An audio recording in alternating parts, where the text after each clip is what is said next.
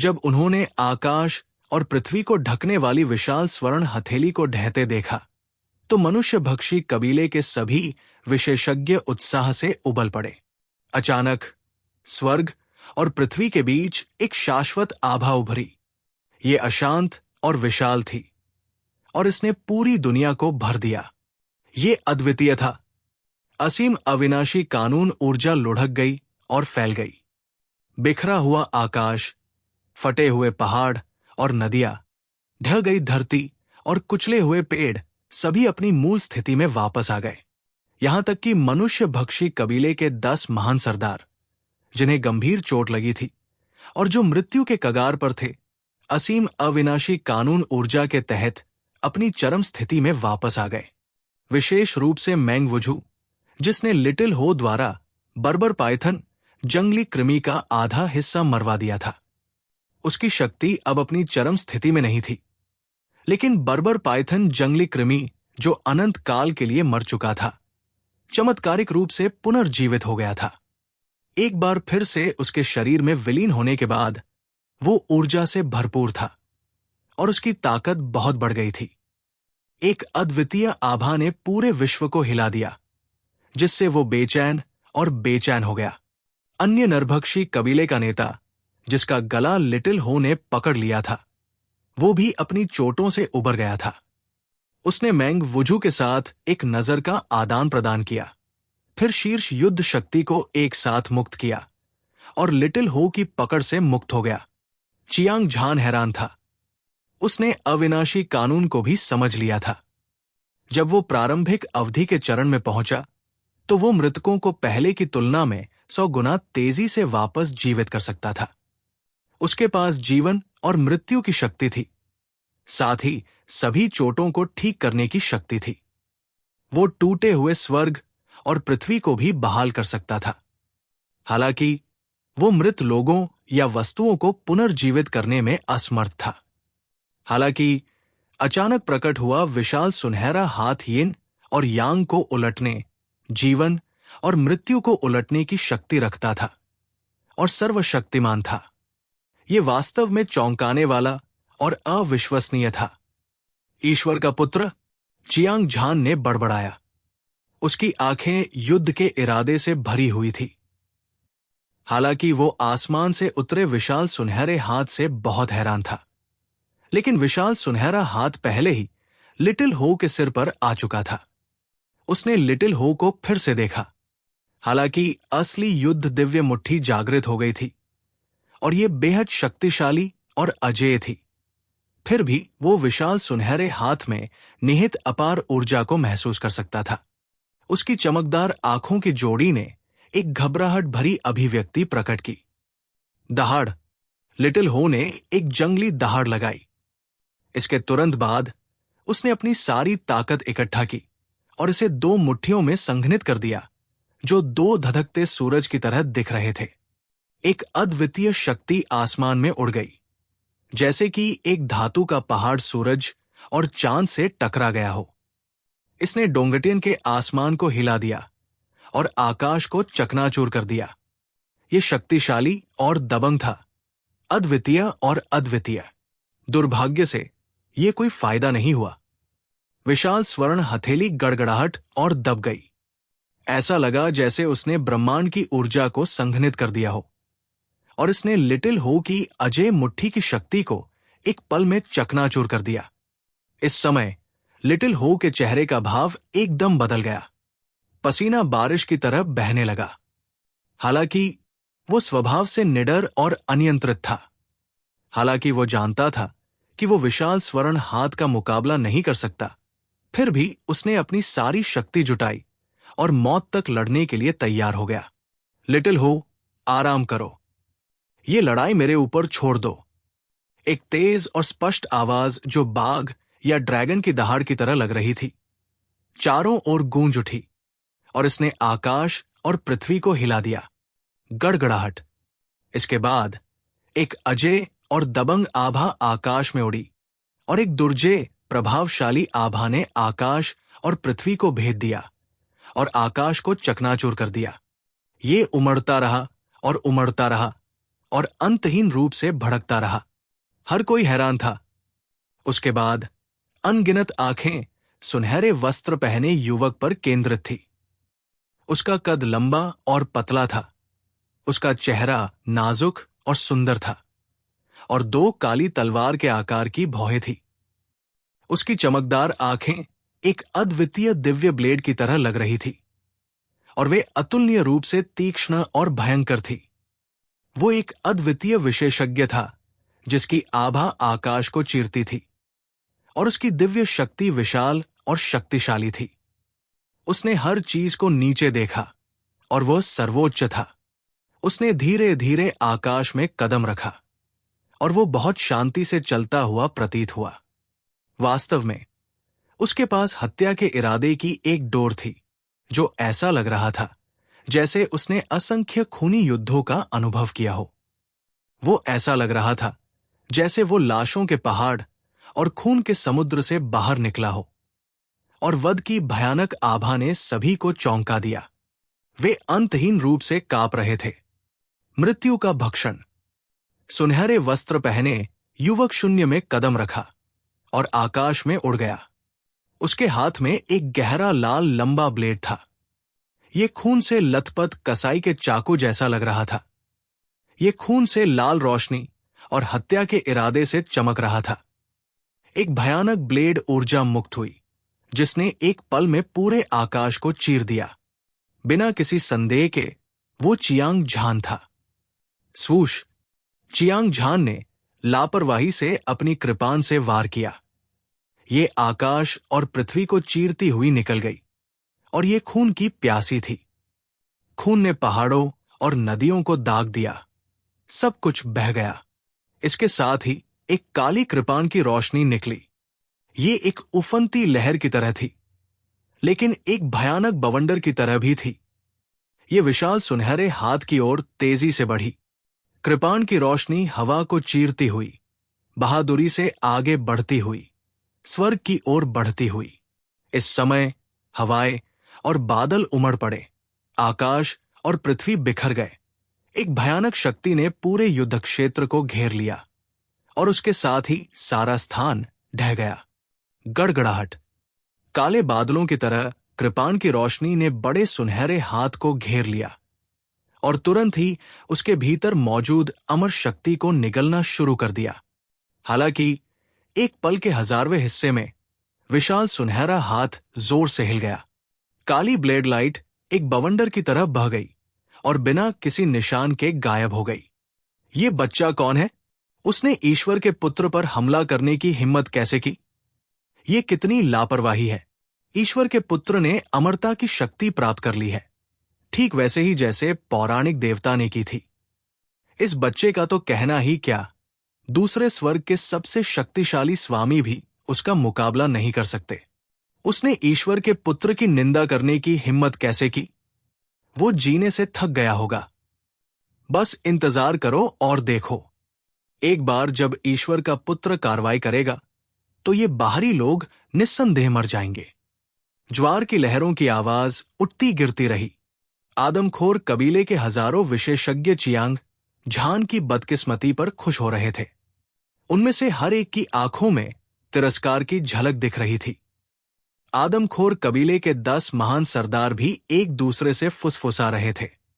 उनकी आवाजों से यह सुनना मुश्किल नहीं था कि वे ईश्वर के पुत्र की पूजा कर रहे थे, जिसने अभी तक अपना चेहरा नहीं दिखाया था। चियांग झान की आंखों में आश्चर्य की झलक दिख रही थी। उसने अभी अभी एक ही वार में चियांग झान को मार डाला था। उसने न केवल अपनी सबसे मजबूत युद्ध शक्ति का प्रदर्शन किया था, बल्कि उसने अपनी खुद की बनाई हुई कृपाण तकनीक का भी इस्तेमाल किया था। मृत्यु देवता के भक्षण में सारी ऊर्जा को अवशोषित करने की अजेय शक्ति थी। दुर्भाग्य से ये विशाल सुनहरे हाथ को कोई नुकसान नहीं पहुंचा सका। इस बिंदु से यह देखना मुश्किल नहीं था कि विशाल सुनहरे हाथ में वास्तव में पूरी दुनिया में अजेय होने की शक्ति थी। हालांकि उसका दिमाग हिल गया था, फिर भी चियांग झान ने एक कदम आगे बढ़ाया और लिटिल हो के पास पहुंच गया। उसने अपना सिर उठाया और चमकीले सुनहरे हाथ को घूरने लगा। उसकी तीखी आंखें दो सुनहरे इंद्रधनुषों की तरह बाहर निकलती हुई लग रही थी। ठंडी सांस के साथ चांग झान ने वध ब्लेड तकनीक को घुमाया, जो स्वर्ग की इच्छा के विरुद्ध गया और 9 स्वर्गों को भेद गया। एक पल में रक्तलाल ब्लेड एक अजीब रक्तलाल रोशनी के साथ चमक उठा, जैसे कि उसने सभी देवताओं और शैतानों का वध कर दिया हो, और विशाल सुनहरे ताड़ के पेड़ से टकराया। क्रैक! सभी ने एक आत्मा को झकझोर देने वाली आवाज सुनी, जैसे कि कोई हीरा टूट गया हो या कोई ऐसा खंभा टूट गया हो जो आकाश को थामे रख सकता था। अद्वितीय सुनहरा हाथ वास्तव में चांग झान की कृपाण से 2 टुकड़ों में विभाजित हो गया था। ये कैसे संभव है? 10 महान सरदारों सहित आदमखोर कबीले के सभी विशेषज्ञ अचंभित थे। ऐसा लग रहा था मानो किसी शैतान ने उनकी आत्मा छीन ली हो। वे मूर्खता से वहीं खड़े रहे और उनकी सांस भी रुक गई। उनकी नजर में चांग झान कोई नहीं था। उसने कोई शक्तिशाली शक्ति भी नहीं दिखाई। सुनहरे वस्त्र पहने ये युवक, जिसने कभी हमला नहीं किया था, वास्तव में सबसे भयानक अजेय विशेषज्ञ था। एक विशाल हाथ जो ईश्वर के पुत्र की आत्मा को काट सकता था, जो शाश्वत अमरता की शक्ति से संघनित था। उसने चांग झान के ब्लेड के एक ही वार से सभी को चौंका दिया था। आदमखोर कबीले के विशेषज्ञ लगभग विश्वास ही नहीं कर पा रहे थे कि उनके सामने क्या हो रहा था, क्योंकि ईश्वर का पुत्र आदमखोर कबीले का सबसे शक्तिशाली प्रतिभाशाली व्यक्ति था। उसने एक सच्चे ईश्वर का आशीर्वाद प्राप्त किया था और उसके पास अनंत जीवन की शक्ति थी। कोई भी उसका मुकाबला नहीं कर सकता था। हालांकि चांग झान ने ईश्वर के पुत्र की विशाल हथेली काट दी थी। उसे जो झटका लगा, उसे शब्दों में बयां नहीं किया जा सकता। मानो उन्होंने प्राचीन काल के किसी शैतान को देखा हो। आदमखोर कबीले के सभी विशेषज्ञ डर के मारे चियांग झान को घूर रहे थे। वध करने वाला जादुई ब्लेड क्या बेजोड़ हथियार है! एक बार फिर दृढ़ और कोमल आवाज सुनाई दी। उसके बाद आकाश में एक लंबा और राजसी व्यक्ति दिखाई दिया। ये एक स्वर्गीय स्तंभ की तरह था, जो ब्रह्मांड को सहारा देता था, लेकिन एक दिव्य पर्वत की तरह भी था, जिसने स्वर्ग और पृथ्वी को दबा रखा था। इसकी आभा अद्वितीय थी। ये शानदार और भव्य था। इसकी दिव्य शक्ति ने स्वर्ग को हिला दिया और देवताओं ने अपना सिर झुका लिया। ये एक युवा व्यक्ति था जो लगभग 20 वर्ष का था, लंबा और शक्तिशाली। उसका रूप बहुत प्रभावशाली था, मानो वो कोई देवता या संत हो जिसकी निंदा नहीं की जा सकती। उसके लंबे बाल उसके सिर के पीछे लहरा रहे थे। उसने सुनहरे तराजू से बना कवच पहना हुआ था और उसकी आंखें बिजली की तरह चमक रही थी। वे चमकीले और धधकते हुए थे और उसकी 2 तलवार के आकार की भौहें एक उंगली जितनी लंबी थी। उसके मंदिर तिरछे थे और उसकी भौहों के बीच एक सुनहरा कुलदेवता था, जो धधकते सूरज की तरह दिखता था। इससे एक अमर शक्ति निकलती थी। ऐसा लग रहा था जैसे 9 स्वर्गों के दिव्य राजा धीरे धीरे उतरे हों। जब सुनहरे पैमाने का कवच पहने युवक इत्मीनान से टहल रहा था। वो शांत और तनाव मुक्त था, लेकिन जैसे ही वो प्रकट हुआ, दुनिया एक मौत के सन्नाटे में डूब गई। हवा और बादल, उबलती ऊर्जा, सभी कैद हो गए थे। पूरी दुनिया खामोश थी। चियांग झान ने भौहें सिकोड़ते हुए उस युवक को देखा, जिसे आदमखोर कबीले के सभी लोग ईश्वर का पुत्र कहते थे। उसने पाया कि युवक अपना सिर ऊंचा करके चल रहा था और उसकी क्यूई फूट रही थी। वो असनीय रूप से अभिमानी लग रहा था और उसका पूरा शरीर एक शाश्वत आभा से भरा हुआ था। वो विशाल समुद्र और शहतूत के खेतों को देखते हुए मुस्कुराया। तारे बुझ गए थे और दुनिया का जीवन काल इस व्यक्ति जितना लंबा नहीं लग रहा था। ईश्वर के पुत्र के सामने कोई भी प्रतिभा ग्रहण लग रही थी।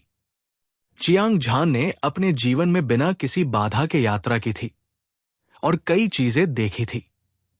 वो अनगिनत प्रतिभाओं से मिला था, लेकिन उनमें से कोई भी ईश्वर के पुत्र जैसा नहीं था। अतीत में आकाश निगलने वाला राजा, सिंदूर पक्षी राजा, काला मार्शल राजा और सफेद बाघ राजा, मोतियान, रक्तवुशांग, स्वर्गीय संप्रभु कन्फ्यूशनिस्ट शैतान, तलवार की लत और यहां तक कि जुगे कियानलोन, हांग जियांगटिन, उनमें से हर एक अद्वितीय राजसी और असाधारण था। लेकिन दुर्भाग्य से वे सभी ईश्वर के पुत्र से थोड़े कमतर थे। यहां तक कि चियांग झान भी ईश्वर के पुत्र का सामना करते समय छोटा महसूस करता था। कुछ ही सेकंड में उसने अपना शरीर सीधा कर लिया। विशाल आकाश और धरती पर वर्चस्व की युद्ध भावना के साथ एक अजेय प्रभुत्वशाली आभा छाई हुई थी। उसने एक बार अपनी आंखों से युद्ध राजा के पुराने पूर्वज की वीर भावना और महत्वाकांक्षा को देखा था। चियांग झान की आत्मा और मन में अभूतपूर्व परिवर्तन आया था। उसे दृढ़ विश्वास था कि वो 9 स्वर्गों को भेद सकता है, वो दिव्य दुनिया पर शासन कर सकता है और सभी स्वर्गों पर शासन कर सकता है। ये एक दृढ़ और अटूट विश्वास था। इसने उसे ईश्वर के पुत्र को तिरस्कार से देखने पर मजबूर कर दिया। उसके सामने ईश्वर का पुत्र अपने हाथों को पीठ के पीछे करके भाव शून्य खड़ा था। उसने दुनिया को ठंडेपन से देखा। ऐसा लग रहा था जैसे उसकी आंखों में कुछ भी नहीं आ सकता। उसके असाधारण व्यवहार ने लोगों को एक एहसास दिया। वो एक महान दिव्य राजा की तरह था जो दुनिया के अंत में आ गया था। धर्मनिरपेक्ष दुनिया में जहां संसाधन दुर्लभ थे, एक नजर में वे सभी तुच्छ नश्वर थे। ये दुनिया धूल थी। तुच्छ मनुष्यों की तो बात ही छोड़िए। ये तो पता नहीं था कि उसे किस तरह का अवसर मिला था।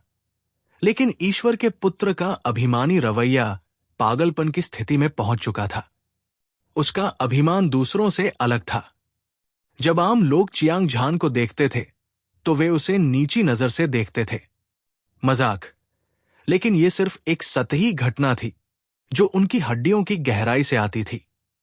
कोई भी चियांग झान से नहीं डरता था। हालांकि ईश्वर का पुत्र अलग था।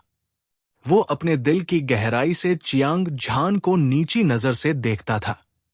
चाहे चियांग झान की प्रतिभा कितनी भी असामान्य क्यों न हो, उसकी ताकत कितनी भी शक्तिशाली क्यों न हो, और वो कितने भी अलग अलग तरह के विशेष तात्विक नियमों को समझता हो, वो उदासीन ही रहा।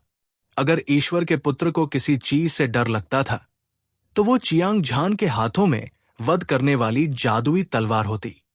ऐसा इसलिए था क्योंकि ईश्वर के पुत्र ने अभी अभी वध करने वाली जादुई तलवार की प्रशंसा की थी और उसके पास केवल यही प्रशंसा थी। जहां तक चियांग झान की बात है तो वो बेकार लग रहा था। एक चींटी जैसा साधारण मानव मार्शल कलाकार आदमखोर कबीले के सामने घमंडी होने की हिम्मत कैसे कर सकता है? बेटा, मुझे कहना है, तुम वास्तव में जीवन और मृत्यु के बीच का अंतर नहीं जानते, और तुम जीवन और मृत्यु के बीच का अंतर नहीं जानते। ईश्वर का पुत्र मंद मंद मुस्कुराया, फिर अपना सिर नीचे किया और चियांग झान की ओर देखा। उसका आकार चियांग झान से 2 या 3 सिर से अधिक लंबा था, इसलिए वो ऊपर से नीचे देख रहा था, मानो वो किसी चींटी को देख रहा हो। मैंने बहुत से घमंडी लोगों को देखा है, लेकिन तुम इतने घमंडी होने वाले पहले व्यक्ति हो। मुझे मानना होगा, तुम वास्तव में असाधारण हो। हालांकि तुम कितने भी शक्तिशाली क्यों न हो, तुम केवल एक देवता के पुत्र हो। मेरी नजर में एक देवता का पुत्र स्वर या कुत्ते से अलग नहीं है। चियांग झान हंसा। उसकी आवाज गड़गड़ाहट की तरह थी, जिसने पूरे नुवे स्वर्ग को हिला दिया। वो एक पल के लिए झिझका। उन्होंने आगे कहा, शायद आपको यह पता न हो, लेकिन ईश्वरीय क्षेत्र को ब्रह्मांड का मूल माना जाता है और इसने अनगिनत सच्चे देवताओं को जन्म दिया है। उनमें से इतने सारे हैं कि वे आकाश में सितारों के बराबर हैं और सच्चे देवताओं से ऊपर है, और भी महान अस्तित्व है। इसलिए मुझे कभी नहीं लगा कि देवता महान है, क्योंकि मैं सच्चे देवताओं से ऊपर होना चाहता हूं और स्वर्ग के शीर्ष पर खड़ा होना चाहता हूं। जब वो समय आएगा तो तुम मेरे सामने घुटने टेकोगे। मैं हमेशा तुम्हारी पूजा करूंगा। शक्तिशाली, दबंग, अभिमानी, अद्वितीय और सर्वोच्च। चियांग झान के वर्तमान रवैये का वर्णन करने के लिए सभी भव्य शब्द पर्याप्त नहीं थे। उसने शांति से ईश्वर के पुत्र को चिढ़ाया और अपने महान लक्ष्य के बारे में बताया। ये सुनकर ईश्वर के पुत्र की भौहें कुछ बार फड़की, मानो वो चौंक गया हो। हालांकि पलक झपकते ही वो अपने तिरस्कारपूर्ण रवैये पर वापस आ गया। कोई भी व्यक्ति बड़ी बड़ी बातें कर सकता है, लेकिन एक तुच्छ व्यक्ति कभी कुछ हासिल नहीं कर सकता। इसके अलावा भले ही आपके पास वास्तव में स्वर्ग पर शासन करने की क्षमता हो, लेकिन आपको अपना लक्ष्य हासिल करने का मौका नहीं मिलेगा, क्योंकि आज अगले साल यह आपकी पुण्यतिथि होगी। इसे भूल जाओ। एक सच्चे इंसान के रूप में अगर मुझमें क्षमता होगी तो मैं तुम्हें अपना असली रंग दिखाऊंगा। तुम्हारे जैसे कर्कश लोगों का आपस में झगड़ना वाकई शर्मनाक है। चियांग झान ने अपना सिर हिलाया। बोलते समय उसने दोनों हाथों से अपनी कृपाण उठाई और उसे सीधे ईश्वर के पुत्र की ओर तान दिया। बच्चे, लापरवाह मत बनो। हालांकि ये आदमी घमंडी है, लेकिन उसे जीवन और मृत्यु के बीच का अंतर नहीं पता। 1000 बार अविनाशी शरीर की शक्ति गहन और अथाह है। ये अतुलनीय रूप से रहस्यमय है। आपके लिए उसे हराना असंभव है। जैसे ही चियांग झान आगे बढ़ने वाला था, उसके शरीर के भीतर से कीमिया संत स्वर्ग भगवान की आवाज गूंजी। उसका दिल धड़क उठा, क्योंकि उसने महसूस किया कि उसके शरीर पर एक अदृश्य और राजसी दबाव पड़ रहा है। तीसरा डिलीवर हो गया। आज सभी अपडेट पूरे हो चुके थे। एक बार फिर उन्होंने सभी को मध्य शरद उत्सव की शुभकामनाएं दी और जीवन भर खुशियां मनाई। ये सर्वविदित था कि इस दुनिया में सभी कानून 4 स्तरों में विभाजित थे: प्रारंभिक, मध्य, बाद का और परिपूर्ण। प्रत्येक स्तर पिछले स्तर से अधिक गहरा था और उनके बीच की असमानता को स्वर्ग और पृथ्वी के बीच के अंतर से भी वर्णित नहीं किया जा सकता था। उदाहरण के लिए, अविनाशी कानून जब प्रारंभिक अवधि चरण तक विकसित किया जाता है तो मृतकों को 100 बार जीवन में वापस लाने की शक्ति होती है। जब मध्य अवधि चरण तक विकसित किया जाता है तो व्यक्ति का शरीर अविनाशी होगा। जब देर अवधि चरण तक विकसित किया जाता है तो सूर्य और चंद्रमा एक साथ चमकेंगे। और जब एक महान पूर्णता चरण को उसी स्तर तक विकसित किया जाता है तो उनका भाग्य शाश्वत होगा। अफवाहों के अनुसार, यदि कोई अविनाशी कानून ऊर्जा को महान पूर्णता चरण तक विकसित करता है और शाश्वत भाग्य की शक्ति को समझता है, तो एक सर्वशक्तिमान सच्चे भगवान को भी इसे मारना मुश्किल होगा। हालांकि ईश्वर का पुत्र अभिमानी और अहंकारी था, लेकिन उसे ऐसा करने का अधिकार था। बाकी सब बातों को एक तरफ रखते हुए सिर्फ ये तथ्य कि उसने अविनाशी कानून ऊर्जा को मध्यवर्ती चरण तक विकसित किया था और अमर शरीर की शक्ति को महारत हासिल की थी, जो भौतिक शरीर से 1000 गुना ज्यादा शक्तिशाली थी।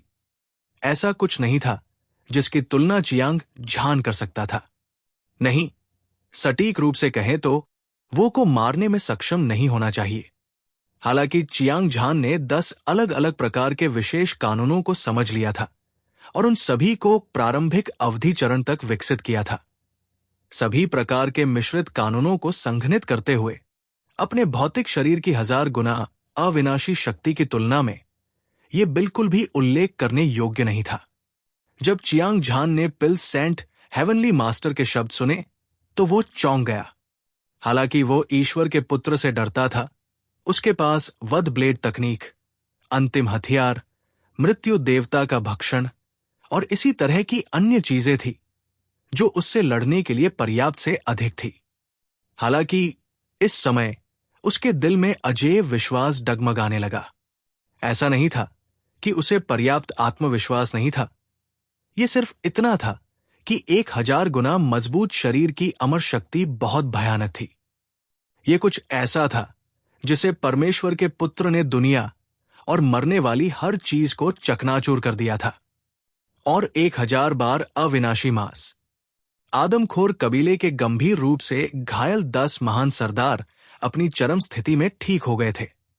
सबसे आश्चर्यजनक बात यह थी कि मेंग वुजू को लिटिल हो ने मार डाला था और बर्बर पाइथन वाइल्ड वर्म का आधा हिस्सा परमेश्वर के पुत्र द्वारा बहाल कर दिया गया था। इस तरह की शक्ति जो जीवन और मृत्यु को उलट सकती थी, अविश्वसनीय थी। अविनाशी कानून पुनरुत्थान की शक्ति से 100 गुना अधिक शक्तिशाली था। हालांकि इसमें दुनिया की हर चीज को बहाल करने की शक्ति भी थी, लेकिन मृत्यु इसे वापस जीवन में नहीं ला सकती थी। सिर्फ इस तरह की अजीब शक्ति से परमेश्वर के पुत्र, जिसने अनंत जीवन की शक्ति को समझने का दावा किया था, को दुनिया को धोखा देने वाला नहीं माना जा सकता था।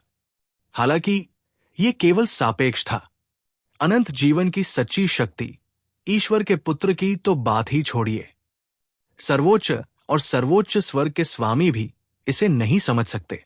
चियांग झान की अभिव्यक्ति अतुलनीय रूप से गंभीर थी।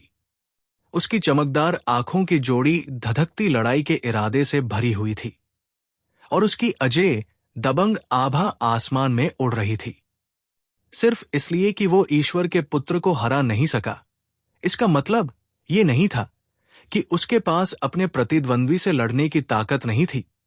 नहीं, इसका मतलब ये था कि वो हार जाएगा। बेशक ये लड़ाई निरर्थक थी।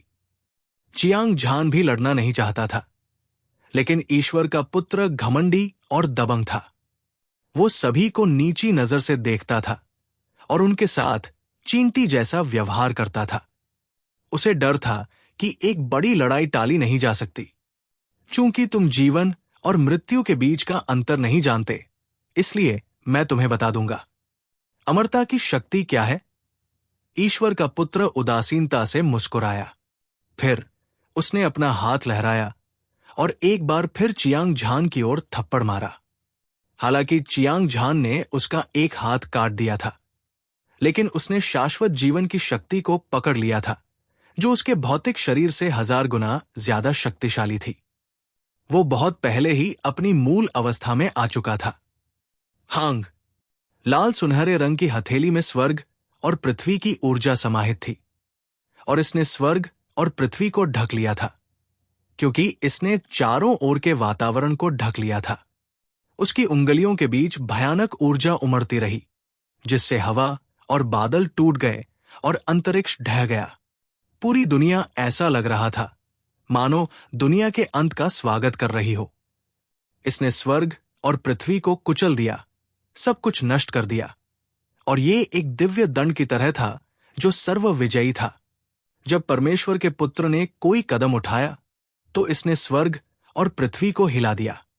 उसकी आभा ने पूरे ब्रह्मांड को निगल लिया, और उसकी दिव्य शक्ति विशाल और शक्तिशाली थी, जिससे वो अजेय हो गया।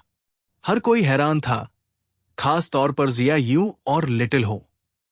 फू तुजी, golden flood dragon old ancestor, Chiang Tianyun, Chiang Ao और फैनक्सिन, बाइबिंग, बाइजू, चूहनफेंग, एओ चांगकोंग और विजेता। जब उन्होंने महसूस किया कि उन पर बहुत ज्यादा दबाव पड़ रहा है, तो उनके सभी शरीर डूब गए। उनका खून और क्यूई उखड़ रहे थे और उनकी हड्डियां टूटने वाली थी। ऐसा लग रहा था जैसे वे फटने वाली थी। इन लोगों की साधना का आधार चियांग झान से ज्यादा ऊंचा था और उनकी ताकत चियांग झान से कम नहीं थी। हालांकि उनमें से किसी में भी ईश्वर के पुत्र के घातक प्रहार से बचाव करने का आत्मविश्वास नहीं था। इस वजह से सभी चियांग झान के लिए ठंडे पसीने में डूब गए। उन्होंने फिर से चियांग झान को देखा और उसकी अभिव्यक्ति शांत और संयमित थी। हालांकि उसके लिए ईश्वर के पुत्र को हराना असंभव था, लेकिन उसने कोई डर नहीं दिखाया और उसकी लड़ाई की मंशा आसमान छू गई। गड़गड़ाहट। चियांग झान के शरीर से लोहे के खून से भरी और जानलेवा आभा की लहरें निकली, और ये एक विशाल समुद्री लहर की तरह थी जो 9 स्वर्गों में उछलती और उछलती रही। उसकी तलवार जैसी भौहें उल्टी थी और उसकी आंखें दिव्य ब्लेड की तरह थी। उसकी आभा आसमान में उड़ गई और उसने हर चीज को तिरस्कार से देखा। चियांग झान के हाथों में एक भयानक शक्ति भर गई। गहरे लाल रंग की स्लॉटर ब्लेड तकनीक खूनी रोशनी से चमक उठी और एक बेजोड़ ब्लेड बल मुक्त हो गया। इसने आकाश को चीर दिया और धरती को चीर दिया, आकाश को नष्ट कर दिया और दर्जनों सितारों को चकनाचूर कर दिया। अमरता की शक्ति। ईश्वर के पुत्र, तुम वाकई बेशर्मी से शेखी बघा रहे हो। चियांग झान ने उपहास किया। उसने ईश्वर के पुत्र के कटे हुए हाथ को सील कर दिया था। ये एक कटा हुआ हाथ था जिसमें अमरता की शक्ति से 1000 गुना ज्यादा शक्ति थी। जब तक कोई ध्यान करता रहेगा तब तक वो इसे समझ सकता है।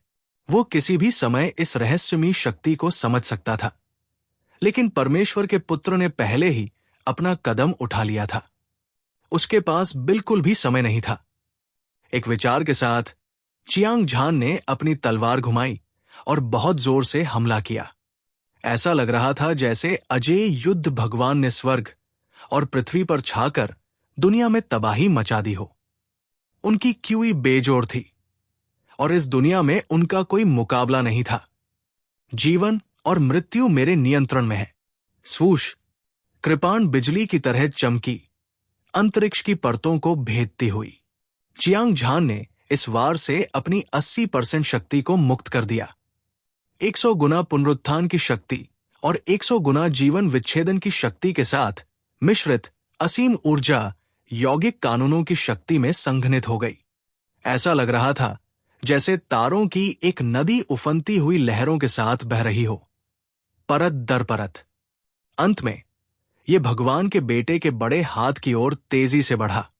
रक्तलाल कृपाण की रोशनी 1,00,000 मील लंबी थी और इसकी मात्रा को मापा नहीं जा सकता था।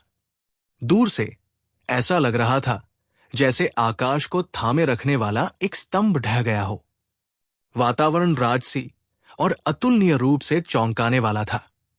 वध की शाश्वत आभा स्वर्ग और पृथ्वी के बीच सभी जीवन को सड़े हुए खरपतवारों की तरह मार देती है। हर कोई पूरी एकाग्रता से युद्ध देख रहा था। आदमखोर कबीले के सभी विशेषज्ञों के दिलों में ईश्वर का पुत्र महान और शक्तिशाली था।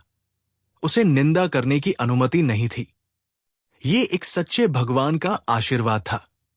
वो स्वर्ग का एक गौरवशाली पुत्र था जिसने शाश्वत जीवन की शक्ति पर महारत हासिल की थी। और जब से उसने साधना के मार्ग पर कदम रखा था, तब से वो अजेय था। वो पूरी दुनिया में अजेय था, एक अगम्य पर्वत की तरह। लोग केवल उसकी ओर देख सकते थे। अगर कोई साधारण व्यक्ति ईश्वर के पुत्र से लड़ता तो ये मौत को आमंत्रित करने के समान होता। हालांकि जब चियांग झान ने अभी अभी ईश्वर के पुत्र का हाथ काटा तो उसकी अजेय दिव्य शक्ति पूरी तरह से प्रदर्शित हुई। ये युवक मानव मार्शल आर्टिस्ट में भी एक अद्वितीय प्रतिभा था। उसकी ताकत बेजोड़ थी, स्वर्ग के नीचे बेजोड़ थी और दुनिया को हिला देने वाली थी।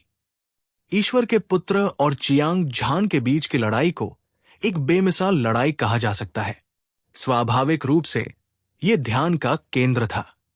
जिया Yu, little Ho, Futuzi, golden flood dragon old ancestor और चियांग तियान्युन, चियांग एओ और फैनिक्सिन, वाइजिंग कोंग, बाइबिंग, वाइट स्नो और चू हनफेंग। 13 अद्वितीय विशेषज्ञ घबराए हुए और चिंतित दिख रहे थे। उन सभी ने देखा था कि ईश्वर के पुत्र ने अविनाशी शरीर की शक्ति को 1000 गुना समझ लिया था। इसके अलावा हर कोई जानता था कि ईश्वर का पुत्र लगभग अजेय था। इस लड़ाई का सबसे अच्छा परिणाम बराबरी था। वे बराबरी पर थे। अगर कोई दुर्घटना होती तो चियांग झान की मौत होने की सबसे अधिक संभावना थी। सभी का ध्यान चियांग झान पर केंद्रित था। उन्होंने अपनी ऊर्जा को शिखर तक पहुंचाया और अपनी आंखें चियांग झान पर टिका दी। जैसे ही उन्हें पता चला कि चियांग झान खतरे में है, वे तुरंत हमला कर देंगे। पूरा दृश्य शांत था। ये इतना शांत था कि कोई पिन गिरने की आवाज सुन सकता था। आसमान में एक विशाल सुनहरा हाथ, जिसने आकाश को काला कर दिया था, और सूरज को ढक लिया था, पूरे देव क्षेत्र पर दबाव डाल रहा था। भयानक शक्ति ने स्वर्ग और पृथ्वी को लगातार दरारों में डाल दिया।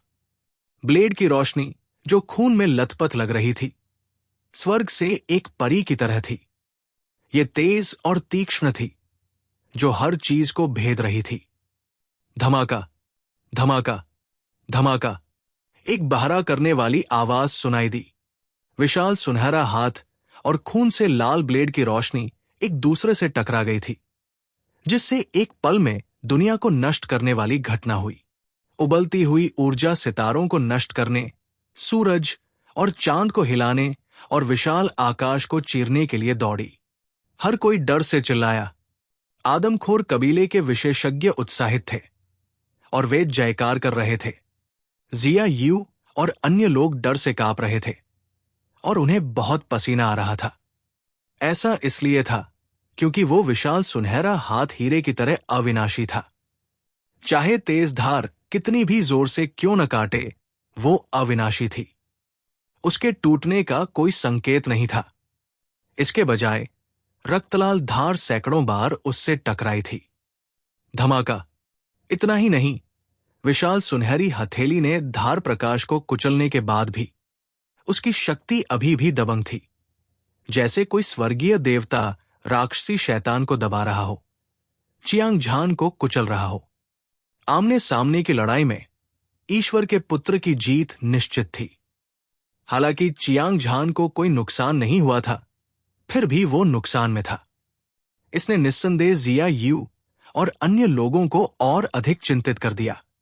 युद्ध के मैदान को देखते हुए भले ही चियांग झान नुकसान में था, फिर भी उसने पूर्ण शांति बनाए रखी। उसका पूरा व्यक्तित्व एक बर्फ के पहाड़ की तरह था, जो कभी पिघला नहीं था। उसकी आंखें ठंडी और तीखी थी। तार्किक रूप से कहें तो अगर चियांग झान हार जाता तो उसकी भावनाएं प्रभावित होती। भले ही उसका मन दृढ़ और आत्मविश्वास से भरा हो, उसे तुरंत विशाल सुनहरे हाथ को हराने के लिए अपनी सबसे मजबूत लड़ाकू शक्ति का प्रदर्शन करना चाहिए, अन्यथा उसे निश्चित रूप से भारी चोटें लगेंगी। हालांकि चियांग झान बिना हिले डुले वही खड़ा रहा, मानो उसने जवाबी कार्रवाई करने का कोई संकेत ही न दिया हो। इससे आदमखोर कबीले के सभी विशेषज्ञ, जिया यू और अन्य लोग संदेह से भर गए। ईश्वर के पुत्र ने भौहें सिकोड़ी। फिर उसकी चमकदार और सुंदर आंखों में गंभीरता का एक निशान दिखाई दिया। ऐसा लग रहा था कि चियांग झान का न लड़ने का फैसला पूरी ताकत से लड़ने से कहीं ज्यादा भयानक था। ईश्वर के पुत्र, क्या तुम्हारे पास बस इतना ही है? जब सभी भ्रमित थे, चियांग झान के मुंह से एक दबंग आवाज निकली। उसका लंबा और सीधा शरीर पतली हवा से फैल गया और उसकी गति अविश्वसनीय रूप से तेज थी। बस 1 सेकंड के अंश में वो 1,00,000 फीट लंबा विशालकाय बन गया था। आधा मानव, आधा ड्रैगन शरीर। ड्रैगन के तराजू की परतें चियांग झान के मांस के हर इंच को ढक रही थी। अव्यवस्थित ड्रैगन शल्क खिले हुए फूलों के समान थे, जो एक अवर्णनीय और भयानक ड्रैगन शक्ति का आभास दे रहे थे। ये 10,000 ड्रैगन के उतरने और प्रागैतिहासिक पैतृक ड्रैगन के उतरने जैसा था। असीम ड्रैगन शक्ति ने आकाश और पृथ्वी को भर दिया, जिससे हर कोई खून की खांसी कर रहा था और ऐसा महसूस कर रहा था जैसे उनके दिल फटने वाले हैं। अचानक हुआ ये बदलाव बेहद चौंकाने वाला था। हालांकि चियांग झान एक शानदार प्रतिभाशाली और अतुलनीय रूप से शक्तिशाली था, लेकिन वो मानवभक्षी कबीले के सभी विशेषज्ञों में सबसे दुर्जेय प्रतिभाशाली था, जिन्होंने अभी अभी मानव मार्शल कलाकार को देखा था। हालांकि वो ईश्वर के पुत्र की तरह था, जो 9 स्वर्गों को सबसे ऊपर देखता था। उसके पवित्र और अपरिवर्तनीय स्वभाव के बीच एक निश्चित अंतर था। ईश्वर का पुत्र एक देवता की तरह था, जो स्वर्ग और पृथ्वी के महान मार्ग से ऊपर खड़ा था, जबकि चियांग झान नश्वर दुनिया में सिर्फ एक मार्शल आर्ट प्रतिभा था। एक जुगनू स्वाभाविक रूप से उज्जवल चंद्रमा का मुकाबला नहीं कर सकता था, लेकिन चियांग झान अचानक एक ऐसे व्यक्ति की तरह हो गया जो मानव नहीं था। एक ऐसा अस्तित्व जो एक ड्रैगन की तरह था, लेकिन ड्रैगन नहीं था। विशाल ड्रैगन शक्ति देवताओं और शैतानों को डर से कांपने के लिए पर्याप्त थी। एक मदहोशी में सभी को लगा कि चियांग झान ईश्वर के पुत्र से ज्यादा राजसी और विस्मयकारी था। ये एहसास वास्तव में अजीब नहीं था। ईश्वर का पुत्र चाहे कितना भी घमंडी क्यों न हो, चाहे वो कितना भी दबंग क्यों न हो, वो एक सच्चे सच्चे ईश्वर से कमतर ही था। हालांकि चियांग झान ने पैतृक ड्रैगन की रक्तरेखा प्रदर्शित की थी। ये प्रागैतिहासिक पैतृक ड्रैगन की आभा को थोड़ा बहुत प्रकट करता था। इस शक्तिशाली आभा के तहत ईश्वर के पुत्र का तो कहना ही क्या, यहां तक कि ईश्वर के दायरे पर हावी होने वाले लोग भी, यहां तक कि स्वर्ग को हिला देने वाले लोग भी उन्हें नीची नजर से देखने की हिम्मत नहीं कर पाए। प्रागैतिहासिक पैतृक ड्रैगन किस तरह का था? ये एक सर्वोच्च अस्तित्व था जिसने एक बार ब्रह्मांड में सभी दुनियाओं को हरा दिया था। ये स्वर्ग का नंबर एक विशेषज्ञ कहलाने के योग्य था। हालांकि चियांग झान एक वास्तविक प्रागैतिहासिक पैतृक ड्रैगन नहीं था, लेकिन उसकी आभा का एक निशान ईश्वर के पुत्र की तुलना में बहुत अधिक महान था। अपनी सबसे मजबूत युद्ध शक्ति को उजागर करने के बाद चियांग झान ने स्लॉटर ब्लेड तकनीक को हवा में ऊपर उठाया और उसे विशाल सुनहरे ताड़ की ओर घुमाया। कचा, एक और चौंकाने वाली आवाज सभी ने सुनी। फिर सभी ने इसे स्पष्ट रूप से देखा। चियांग झान ने अपनी तलवार को फिर से घुमाया, जैसे कि उसने किसी सड़े हुए लकड़ी पर वार किया हो, और एक पल में ईश्वर के पुत्र का हाथ काट दिया। यह पहले से ही दूसरा बड़ा हाथ था। ईश्वर का पुत्र, जिसने हमेशा से लड़ाइयां जीती थी और अजेय था, उसके 2 हाथ चियांग झान ने लगातार काट दिए। इस भयानक दृश्य ने आदमखोर कबीले के सभी विशेषज्ञों को भयभीत कर दिया, जिससे वे बेकाबू होकर कांपने लगे। एक समय में अहंकारी और अजेय ईश्वर का पुत्र आदमखोर कबीले के सभी लोगों के दिलों में एक सर्वशक्तिमान ईश्वर की तरह था। वो महान और शक्तिशाली, अछूत और अपरिवर्तनीय था। हालांकि आज ईश्वर का पुत्र सबके सामने पराजित हो गया। उसके 2 बड़े हाथ एक के बाद एक काट दिए गए। हालांकि वो बिना किसी चोट के अपने टूटे हुए हाथों को फिर से जोड़ने में सक्षम था और उसकी ताकत अभी भी अपने चरम पर थी। फिर भी वो इस लड़ाई में हार गया। ऐसा लग रहा था जैसे उन्होंने अभी अभी चियांग झान द्वारा एक दुर्गम पहाड़ पर कदम रखते हुए देखा हो। आदमखोर कबीले में हर कोई सदमे और शोर में चिल्लाया, यह आदमी वास्तव में प्राचीन काल के ड्रैगन कबीले से है और उसका वंश शुद्ध है, और वो प्राचीन प्रागैतिहासिक काल की क्यूई रखता है। क्या वो ड्रैगन कबीले के एक शक्तिशाली विशेषज्ञ का पुनर्जन्म हो सकता है? आदमखोर कबीले के 10 महान सरदारों में से एक मेंग वुझू ने सदमे में खुद से कहा। आदमखोर कबीले के दूसरे नेता और साथ ही सैकड़ों हजारों शिष्य भी हैरान थे। ईश्वर का पुत्र अब और शांत नहीं रह सका। उसने चियांग झान की ओर देखा। उसकी भौहें भय से भर गई थी। उसने अपने 2 बड़े हाथ काट दिए। उसके जैसे किसी व्यक्ति के लिए जिसने अविनाशी नियम में महारत हासिल कर ली थी और जिसका अविनाशी शरीर उसके भौतिक शरीर से 1000 गुना ज्यादा शक्तिशाली था। यह अपने बूट से खुजली को खुजलाने जैसा है, इसमें कोई नुकसान नहीं है। हालांकि वो आदमखोर कबीले के 10 महान सरदारों के सैकड़ों हजारों शिष्यों के सामने चियांग झान से हार गया। ये ईश्वर के पुत्र का बहुत बड़ा अपमान था। उसका पीला चेहरा अचानक लाल हो गया, मानो उसे जोर से थप्पड़ मारा गया हो। ईश्वर का पुत्र क्रोधित हो गया और उसकी हत्या की मंशा आसमान तक पहुंच गई। उसके शक्तिशाली शरीर से एक भयानक शक्ति निकली। ये एक फटते हुए ज्वालामुखी की तरह था जिसने पूरी दुनिया को पूरी तरह से नष्ट कर दिया था। एक पल में हवा और बादल टूट गए और हवा ढह गई। असीम दबाव हजारों दुनियाओं के ढहने जैसा था। हर कोई भयभीत महसूस कर रहा था और उनकी आत्मा कांप रही थी। खासकर आदमखोर कबीले के विशेषज्ञ। हर कोई जानता था कि ईश्वर का पुत्र क्रोधित था। ये स्वर्ग का एक अभिमानी पुत्र था जिसने एक सच्चे भगवान का आशीर्वाद प्राप्त किया था और अमरता की शक्ति में महारत हासिल की थी। जब बिजली भड़कती थी तो पहाड़ और नदियां टूट जाती थी और दुनिया खून से रंग जाती थी। सभी जीवित चीजें बिना किसी संदेह के मर जाती थी। पूरा दृश्य कब्र की तरह खामोश था। जिया Yu, little Ho, Futuzi, golden flood dragon old ancestor, Chiang Tianyun और चियांग एओ, फैनिक्सिन, वाइजिंग कोंग और बाइबिंग, बाइजू, चू हनफेंग, एओ चांगकोंग, महान विजेता, वे सभी बेहद घबराए हुए थे। वे ईश्वर के पुत्र के क्रोध को भी महसूस कर सकते थे। वे चियांग झान के लिए चिंता करने से खुद को रोक नहीं पाए।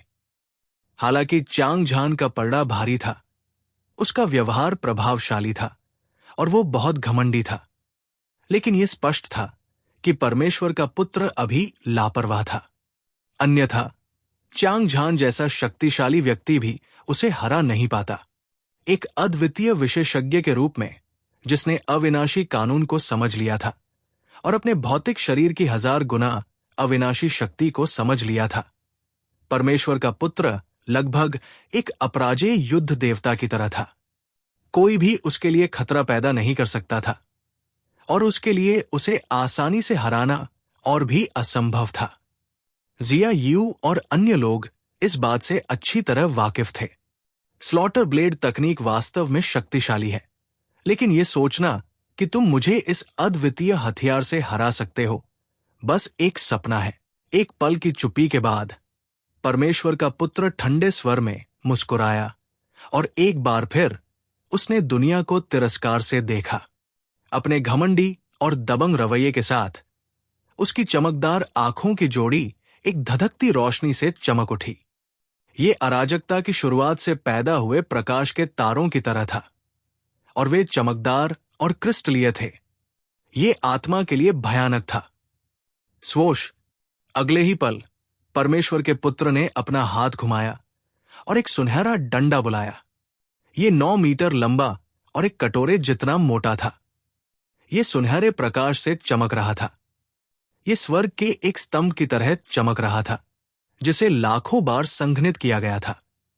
इसने एक ऐसी शक्ति दी जिसने स्वर्ग और पृथ्वी को हिला दिया, जिससे लोगों के दिल धड़कने लगे। छड़ी? छड़ी क्या है? यह कक्षा 18 में सबसे खास प्रकार के हथियारों में से एक था। यह 2 सिरों से मोटा और बीच में पतला था। इसके चारों ओर एक सुनहरा दिव्य ड्रैगन लिपटा हुआ था और यह जीवंत, क्रूर और बेहद दबंग लग रहा था। बच्चे, क्या तुम इसे देखते हो? इस दिव्य कलाकृति को ड्रैगन बॉल रॉड कहा जाता है। मुझे यह दिव्य खंडहर में मिला, हालांकि अंदर का निर्माण बहुत पहले ही टूट चुका है। इसका मूल शरीर लाखों पत्थरों से बना है और यह स्टील जितना मजबूत है और इसे किसी भी तकनीक से नहीं तोड़ा जा सकता है। सर्पदंश के नीचे मरना भी आपके लिए एक प्रकार का गौरव है। जैसे ही ईश्वर के पुत्र की हल्की हंसी गूंजी, उसने दोनों हाथों से छड़ी पकड़ ली। उसने उसे ऊपर उठाया और उसकी पतली भुजाओं पर मांस का हर इंच हिंसक रूप से हिल गया। एक पल के 1000वें हिस्से में वे लाल सुनहरे बर्बर अजगर जंगली कृमि में बदल गए। अनेक बर्बर अजगर जंगली कृमि ड्रैगन और अजगर की तरह थे और उनके पास असीम शक्ति थी। इसके अलावा वे शाश्वत अमरता की आभा से भरे हुए थे। ऐसा लग रहा था जैसे कि बर्बर अजगर जंगली कृमि जिसे ईश्वर के पुत्र ने जगाया था में एक अमर शक्ति थी जो उसके भौतिक शरीर से 1000 गुना अधिक शक्तिशाली थी। धमाका! ईश्वर के पुत्र के आगे बढ़ने से पहले एक विशाल और अद्वितीय शक्ति पहले से ही चियांग झान की ओर बढ़ चुकी थी। ये एक स्वर्गीय नदी की तरह था जिसने एक बांध बनाया था, हिंसक रूप से बढ़ रहा था। स्वर्ग और पृथ्वी तारों वाले आकाश में कहर बरपा रहे थे और सब कुछ नष्ट कर रहे थे। चियांग झान का चेहरा भावहीन और एक बर्फ की तरह ठंडा था हिमखंड। उसने चुपचाप ईश्वर के पुत्र को देखा। उसका हृदय तीव्र दबाव से भर गया। नरभक्षी कबीले का ये विशेषज्ञ, कोई आश्चर्य नहीं कि वो इतना घमंडी और निरंकुश था। उसकी आंखें इतनी चौड़ी थी कि वे चारों समुद्र देख सकती थी, और वो इतना घमंडी था कि उसने अपना दिमाग खो दिया था। इस आदमी को वास्तव में ऐसा करने का अधिकार था। अन्य बातों को एक तरफ रखते हुए ईश्वर के पुत्र ने अपने भौतिक शरीर की 1000 गुना अविनाशी शक्ति पर महारत हासिल कर ली थी। केवल इसी के आधार पर यह दुनिया में सभी को कुचलने के लिए पर्याप्त था, और वह दुनिया में गर्व से हंसने में सक्षम होगा। इसके अलावा उसके पास एक दिव्य हथियार भी था, ड्रैगन बॉल। इस स्तर का एक दिव्य हथियार दुनिया को नष्ट करने की शक्ति रखता था। जब तक इसे मारा या मारा जाता, ये नष्ट हो जाता। कोई भी हो, वे मर जाएंगे। इसके अलावा ईश्वर का पुत्र सतह पर मानव मार्शल आर्टिस्ट से अलग नहीं दिखता था। केवल जब सबसे शक्तिशाली बल फूटता था तो बर्बर अजगर जंगली कीड़ा प्रकट होता था। इसका मतलब यह था कि दूसरे पक्ष की क्षमता बेहद भयानक थी। अपनी मौजूदा ताकत के साथ भी उसे अभी भी जंगली अजगर टिड्डों को पूरी तरह से जगाना बाकी था। संक्षेप में, यह एक बेहद भयानक दुश्मन था। चियांग झान ने अपनी सुरक्षा कम करने की हिम्मत नहीं की। बेशक उसने अपने जीवन में अनगिनत खूनी तूफानों का अनुभव किया था। उसने अनगिनत प्रतिभाओं और विशेषज्ञों को देखा था। चाहे ईश्वर का पुत्र कितना भी शक्तिशाली क्यों न हो, यह उसके दिल में अजेय विश्वास को हिला नहीं सकता था। इसके अलावा चियांग झान के पास अपने फायदे भी थे, और उसकी प्रतिभा असाधारण थी। उसकी ताकत दुर्जेय थी। दुनिया में केवल कुछ ही लोग थे जो उससे मुकाबला कर सकते थे।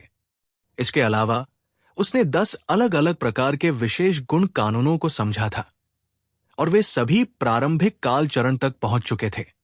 उसने सभी प्रकार के मिश्रित कानूनों को संघनित किया था, और दुनिया में कोई भी उसका मुकाबला नहीं कर सकता था। सबसे महत्वपूर्ण बात यह है कि चियांग झान के पास एक अद्वितीय हथियार था, जो एक दिव्य हथियार स्लॉटर ब्लेड तकनीक के बराबर था। इस बहुमूल्य कृपाण के साथ वो पूरी तरह से ईश्वर के पुत्र से लड़ सकता था।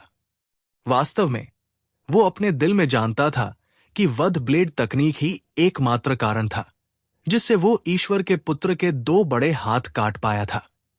अन्यथा वो ईश्वर के पुत्र के लिए कोई खतरा पैदा नहीं कर पाता। ये एक कठिन लड़ाई थी, एक ऐसी लड़ाई जिसमें जीतने की कोई उम्मीद नहीं थी। इसके अलावा इस क्षण से इस लड़ाई की असली प्रस्तावना शुरू हो गई थी। अधिक से अधिक ये सिर्फ भूख बढ़ाने वाला था। चियांग झान का मन हजारों बार झिलमिला रहा था। उसने गुप्त रूप से अपनी साधना को चरम अवस्था तक पहुंचाया। उसके शरीर में अद्वितीय युद्ध की मंशा आग की एक किरण की तरह थी, जो 9 स्वर्गों को भेदने वाली थी। गड़गड़ाहट, उबलता हुआ खून और क्यूई अनियंत्रित रूप से चियांग झान के शरीर से बाहर निकल आए। एक अजेय और दबंग आभा ने स्वर्ग और पृथ्वी को ढक लिया, अंतरिक्ष और समय को ढक लिया। तुरंत हवा, बादल और बाकी सब कुछ कैद हो गया। दुनिया का यह हिस्सा बेजोड़ दबाव से भर गया था। हर किसी को लगा कि उनका शरीर नरम पड़ रहा है, उनकी क्यूई और रक्त विपरीत दिशा में बह रहे हैं, और उनके दिल हिंसक रूप से धड़क रहे हैं। उन्हें लगा जैसे उनकी आत्माएं कुचली जा रही हैं। इसने सभी को इतना भयभीत कर दिया कि उनके चेहरे पीले पड़ गए और वे डर से कांपने लगे।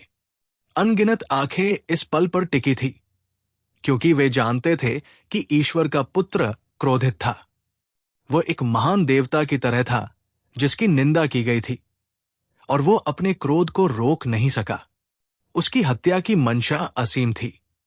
अगर वो कोई कदम नहीं उठाता तो ठीक था, लेकिन एक बार जब वो कोई कदम उठाता तो ये निश्चित रूप से धरती को हिला देने वाला होता। प्रतिभाओं के बीच ये लड़ाई बाघों और ड्रैगन के बीच की लड़ाई की तरह थी। एक बार लड़ाई शुरू होने के बाद न केवल विजेता का फैसला होगा, बल्कि ये लड़ाई का नतीजा भी तय करेगा। मैनेटिंग कबीले के सभी विशेषज्ञ इसका बेसब्री से इंतजार कर रहे थे, जबकि जिया यू और अन्य लोग गुप्त रूप से प्रार्थना कर रहे थे।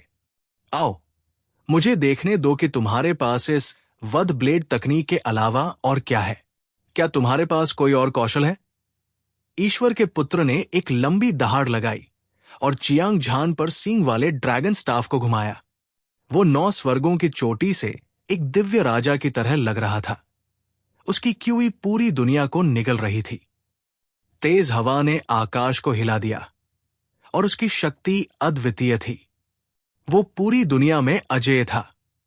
पतन, सुनहरे ड्रैगन के आकार की छड़ी में वज्रपात की शक्ति थी और वो हिंसक रूप से चियांग झान की ओर टूट पड़ी। कर्मचारी के आने से पहले ही शून्य की परतें टूटे हुए दर्पणों की तरह थी। अनगिनत दरारें दिखाई दी और धरती ढहती रही। लावा और पृथ्वी की आग की लहरें आसमान में उड़ रही थी, जिससे ऐसा लग रहा था कि दुनिया का अंत होने वाला है। अगर तुम लड़ना चाहते हो तो लड़ो, बकवास करने की कोई जरूरत नहीं है, चियांग झान ने ठंडे स्वर में कहा। उसकी क्यूई आसमान में उड़ गई, जिससे स्वर्ग हिल गया। वो अजय युद्ध देवता और प्रागैतिहासिक पैतृक ड्रैगन का संयोजन लग रहा था। वो दुनिया को हिला देने वाली लड़ाई की मंशा और सर्वोच्च ड्रैगन शक्ति का उत्सर्जन कर रहा था। उसके शरीर से स्लॉटर ब्लेड तकनीक में एक दुनिया को हिला देने वाली शक्ति उमड़ी और फिर उसने एक ऐसी शक्ति को मुक्त किया जो पहाड़ों और नदियों को काट सकती थी।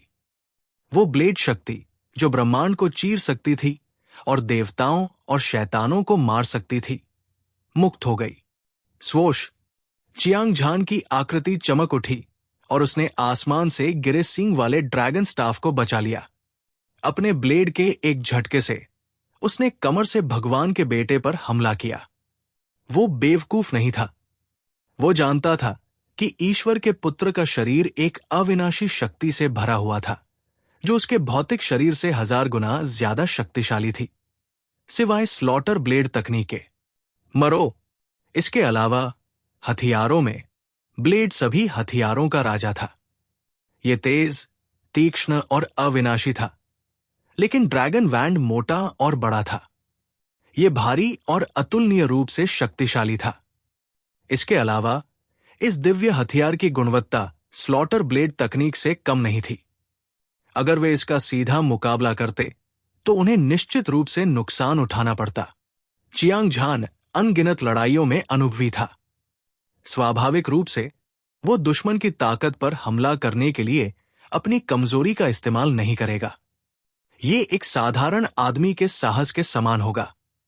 धमाका, धमाका, धमाका। 2 अद्वितीय विशेषज्ञों ने एक भयंकर युद्ध में भाग लिया।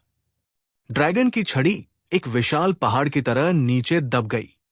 इसने सीधे उस जगह को नष्ट कर दिया जहां चियांग झान खड़ा था।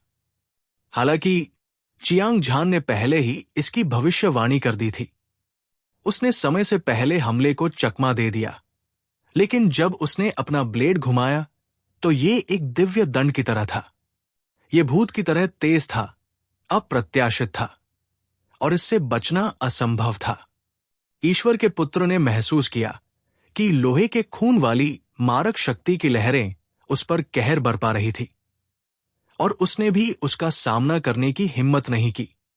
आखिरकार वध ब्लेड तकनीक में एक अकल्पनीय मारक शक्ति थी, भले ही उसके पास अमरता की शक्ति थी।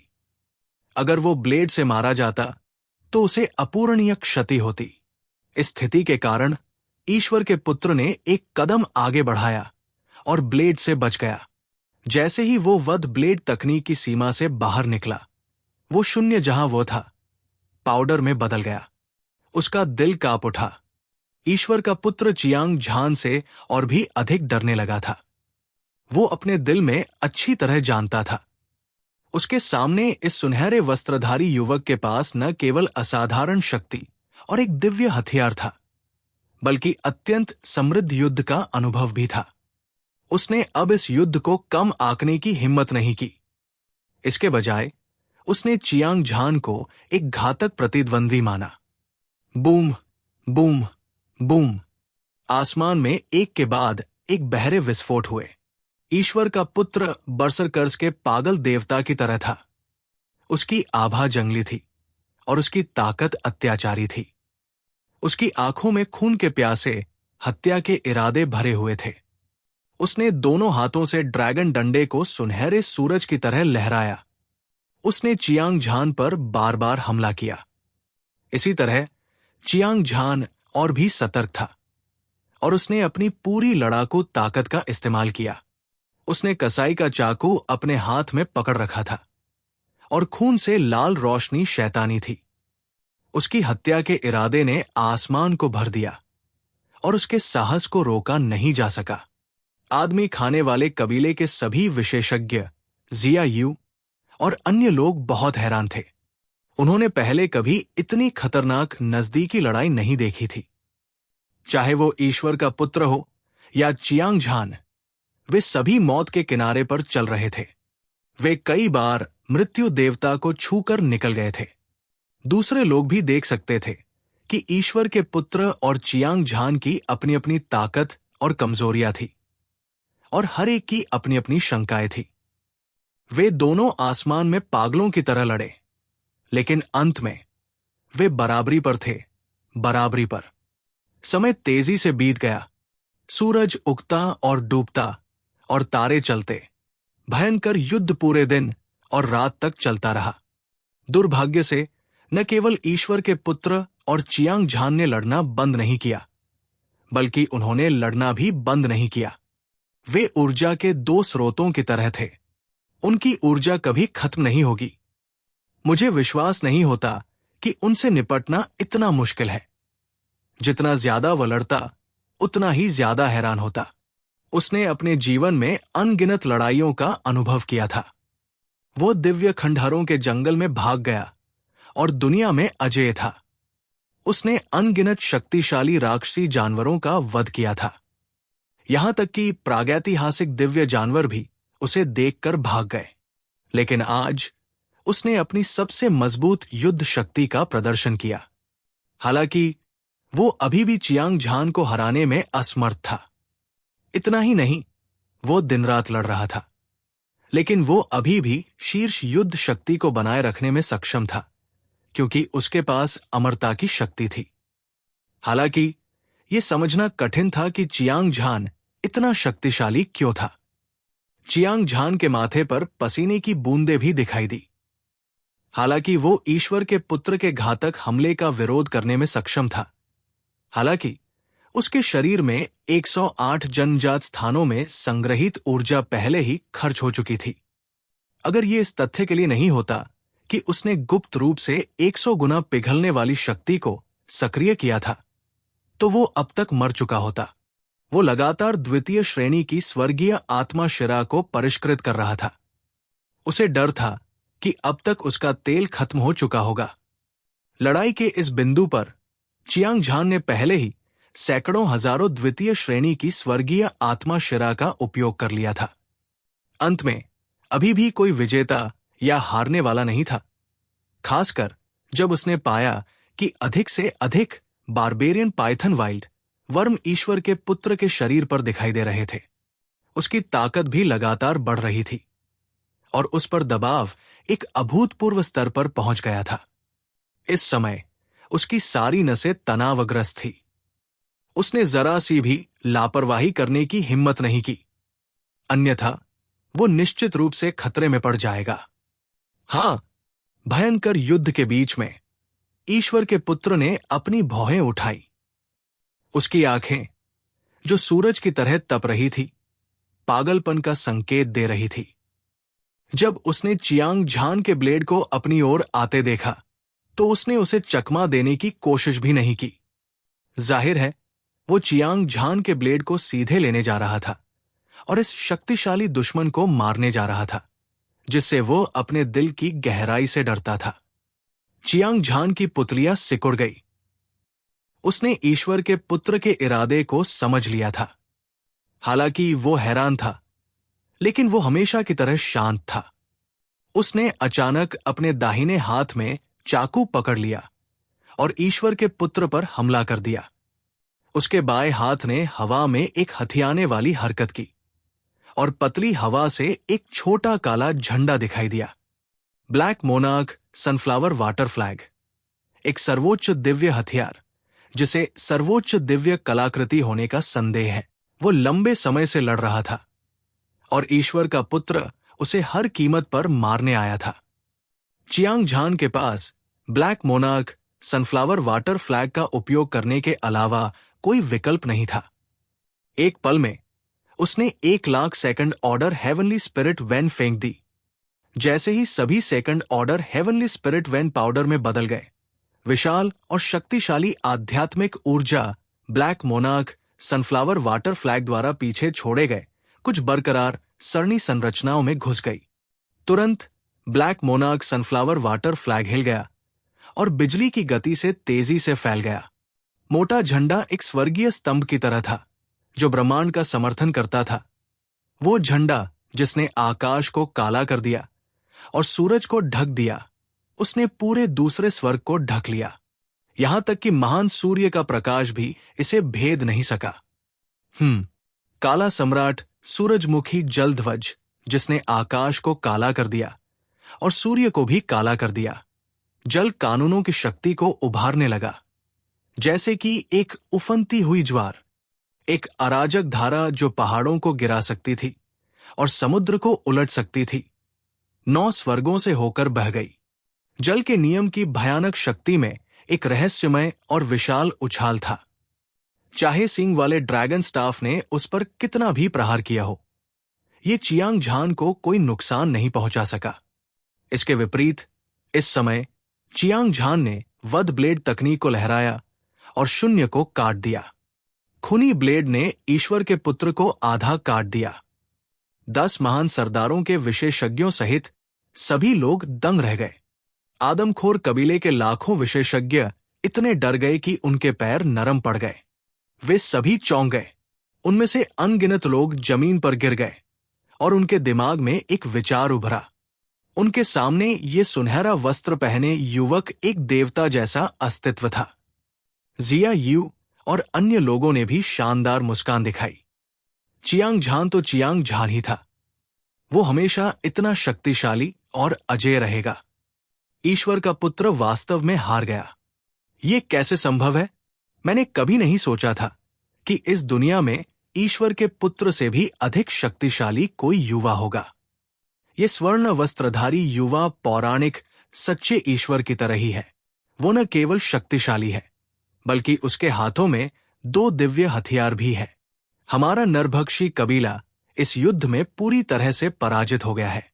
थोड़ी देर की चुप्पी के बाद नरभक्षी कबीले के 10 महान सरदारों के सभी शिष्य सदमे में चिल्ला उठे। उनके चेहरे निराशा से भरे हुए थे और उनकी आंखें धुंधली थी। उनमें से प्रत्येक ऐसे बैंगन की तरह लग रहा था जिसे ठंड ने पीटा हो। वे अब पहले की तरह आश्वस्त नहीं थे। स्वर्ग के गर्वित पुत्र, अजेय विशेषज्ञ और नरभक्षी कबीले के सभी शिष्यों के दिलों में ईश्वर के पुत्र को चियांग झान ने 2 टुकड़ों में काट दिया था। यह दुखद दृश्य अवर्णनीय रूप से चौंकाने वाला था।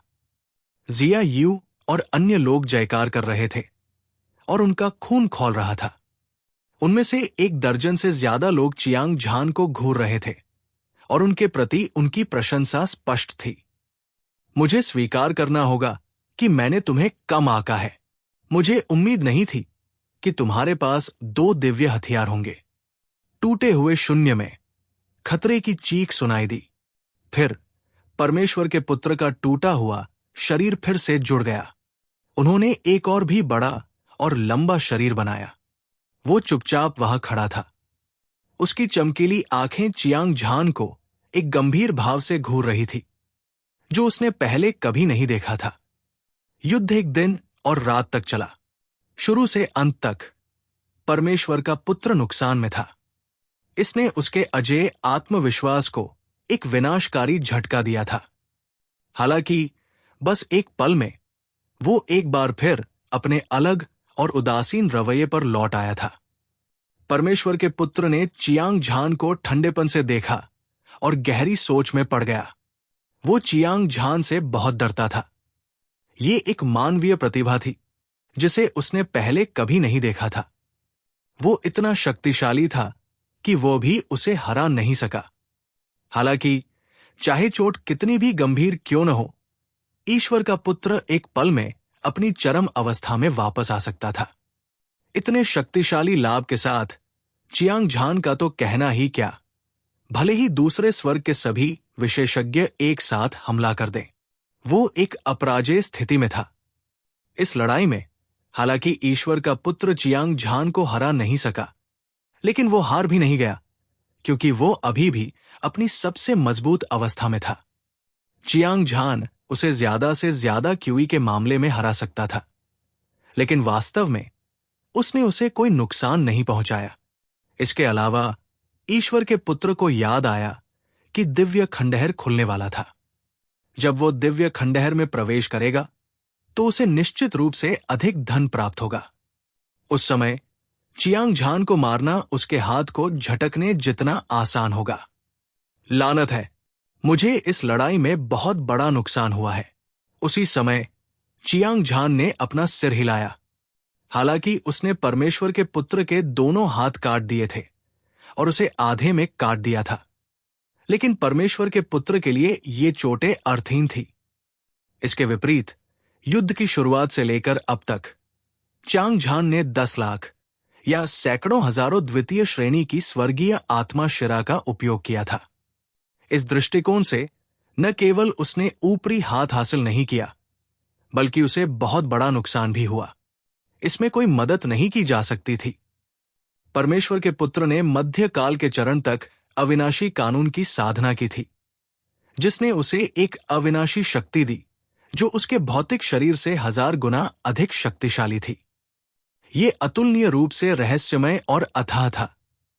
चियांग झान की वर्तमान शक्ति के साथ उसके लिए अपने प्रतिद्वंद्वी को हराना असंभव था।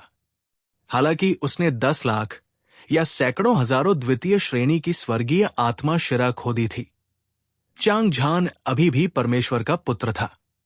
उसने इस युद्ध में अपनी ताकत दिखाई थी और दुनिया को नीचा दिखाया था।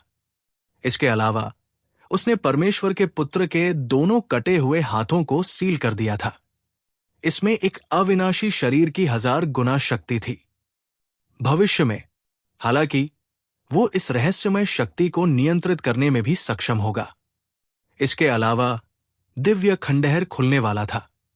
ये निस्संदेह एक ऐसा अवसर था जो केवल भाग्य से ही मिल सकता था।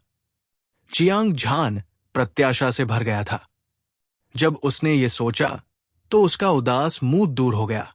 वास्तव में चियांग झान को भी नहीं पता था कि इन लोगों ने एक ऐसा विश्व हिलाने वाला चमत्कार किया था जो दूसरे स्वर्ग में हलचल मचाने के लिए पर्याप्त था।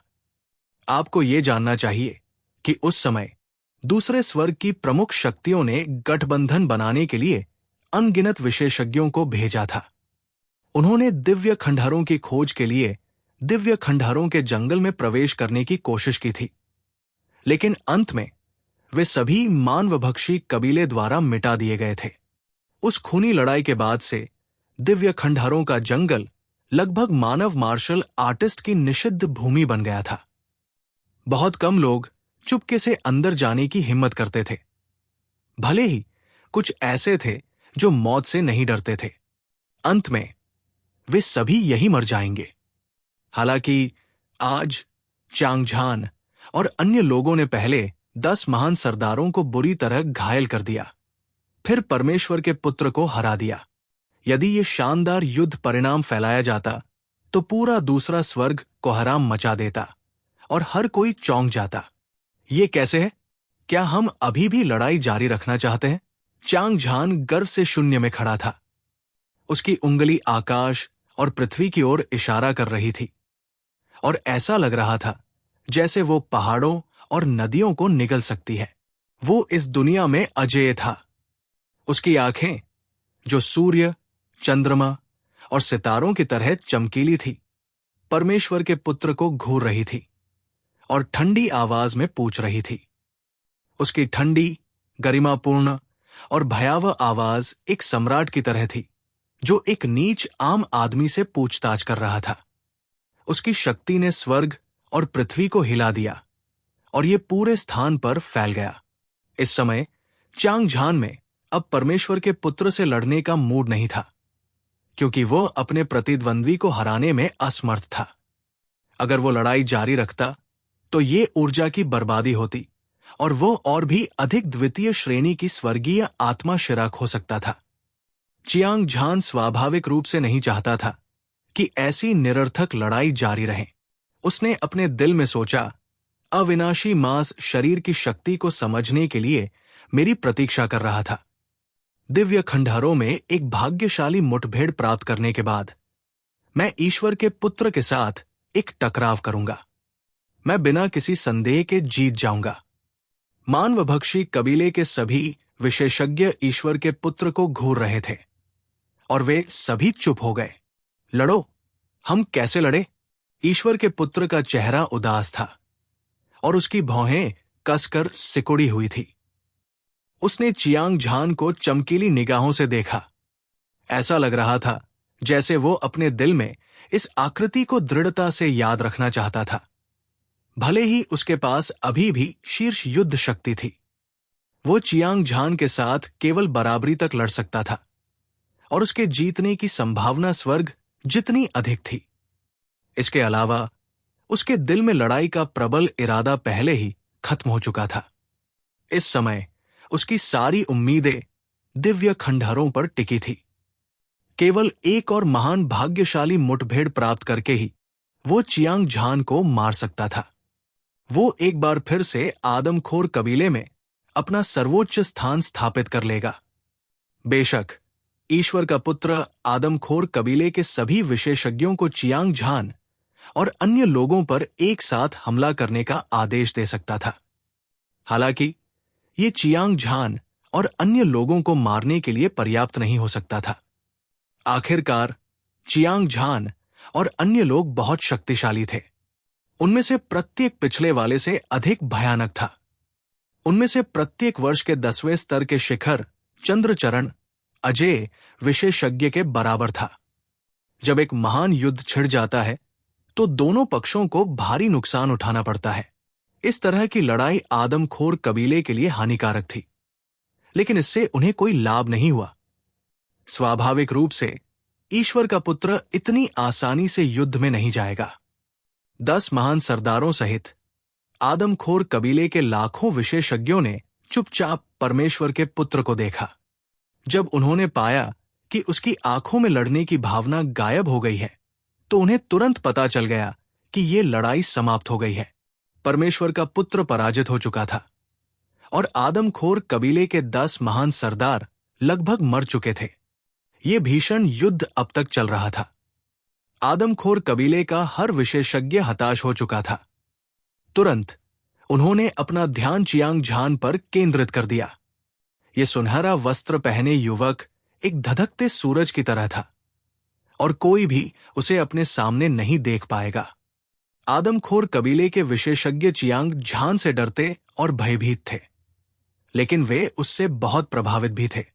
आखिरकार वो पहला व्यक्ति था जो ईश्वर के पुत्र से लड़ सकता था। भीड़ की निगाहों को भांपते हुए चियांग झान के चेहरे पर अभी भी एक शांत भाव था। हालांकि उसे ऊपरी हाथ लग रहा था, लेकिन उसने अपने दिल में ईश्वर के पुत्र को कम नहीं आंका, क्योंकि उसके प्रतिद्वंद्वी की ताकत उससे कम नहीं थी और उसने उसके भौतिक शरीर की 1000 गुना अविनाशी ताकत भी पकड़ ली थी। यह कहा जा सकता है कि वह अपने जीवन में अब तक का सबसे भयानक प्रतिभाशाली व्यक्ति था। इसके अलावा उसके प्रतिद्वंद्वी पर अभी भी बहुत अधिक मांस और खून था। इससे साबित होता है कि उसकी क्षमता असीम थी।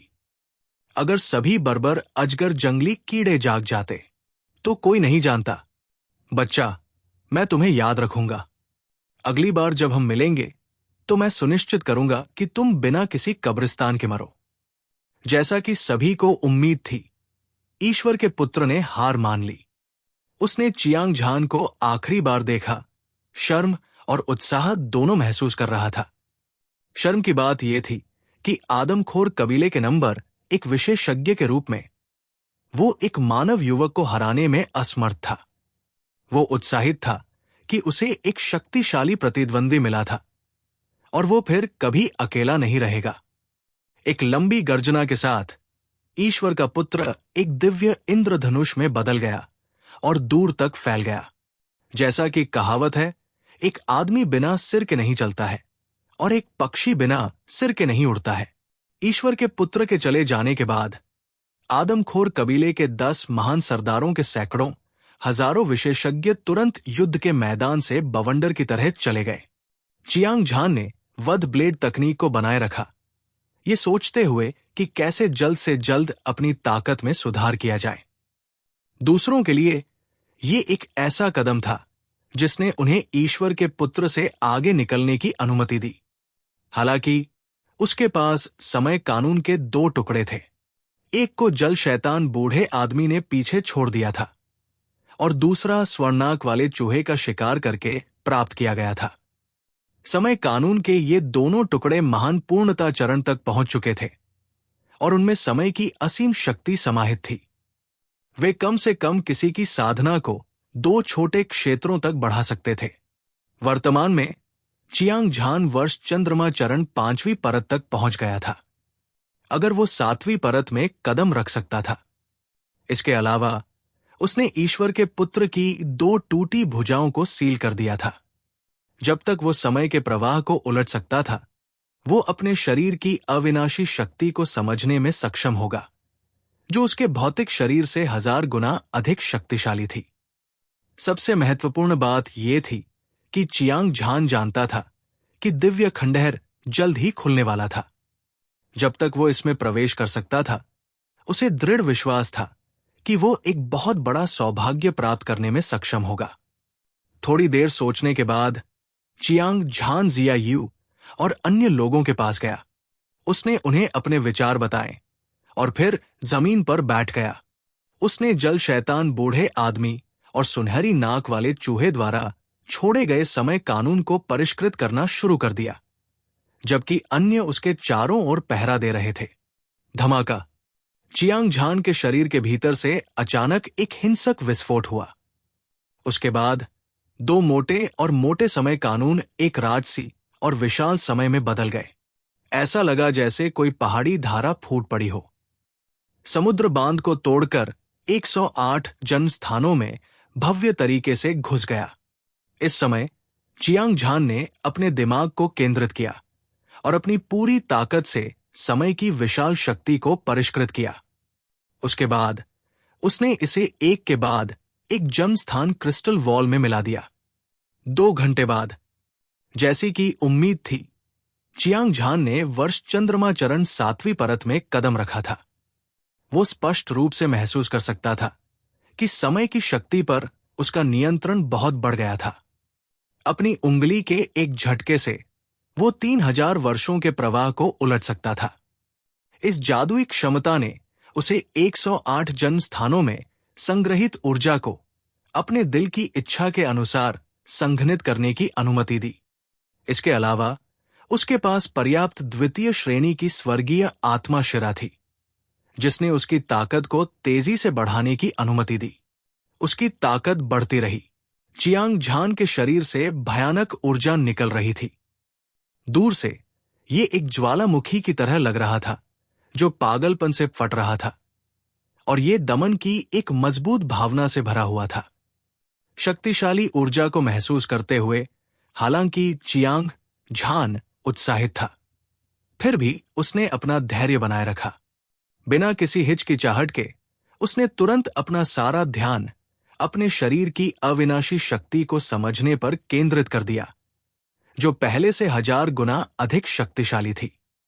2 विशाल सुनहरे हाथ, जैसे कि वे स्टील से बने हों, लगातार एक शाश्वत आभा उत्सर्जित कर रहे थे। ऐसा लग रहा था जैसे स्वर्ग और पृथ्वी ढह गए हों और सूर्य और चंद्रमा गिर गए हों। ये 2 विशाल हाथ कभी नष्ट नहीं होंगे। चियांग झान ने 1000 गुना मास की अविनाशी शक्ति को ध्यान से समझा और अपना पूरा ध्यान उसी पर केंद्रित किया। हालांकि वो प्रतिभाशाली था और उसकी असाधारण समझ क्षमताएं थी, फिर भी वो इसके पीछे की गहराई को समझने में असमर्थ था। बच्चे, 1000 बार मांस शरीर की अविनाशी शक्ति। वास्तव में यह पुनरुत्थान की शक्ति का एक परिवर्तन था जो 100 गुना अधिक शक्तिशाली था। सबसे पहले उसे अमरता का सही अर्थ समझना था। तथाकथित अमरता, आप सोचते हैं कि यह मृतकों में से पुनरुत्थान है, जीवन और मृत्यु का चक्र है। इस तरह यह शाश्वत हो सकता है। वास्तव में सच्ची अमरता शाश्वत थी। उदाहरण के लिए, भगवान के बेटे के 2 टूटे हुए हाथ, आप उन्हें काटने के लिए वध ब्लेड तकनीक का उपयोग कर सकते हैं। हालांकि उन्हें पूरी तरह से नष्ट करना मुश्किल था। हालांकि दुनिया में सब कुछ सापेक्ष था।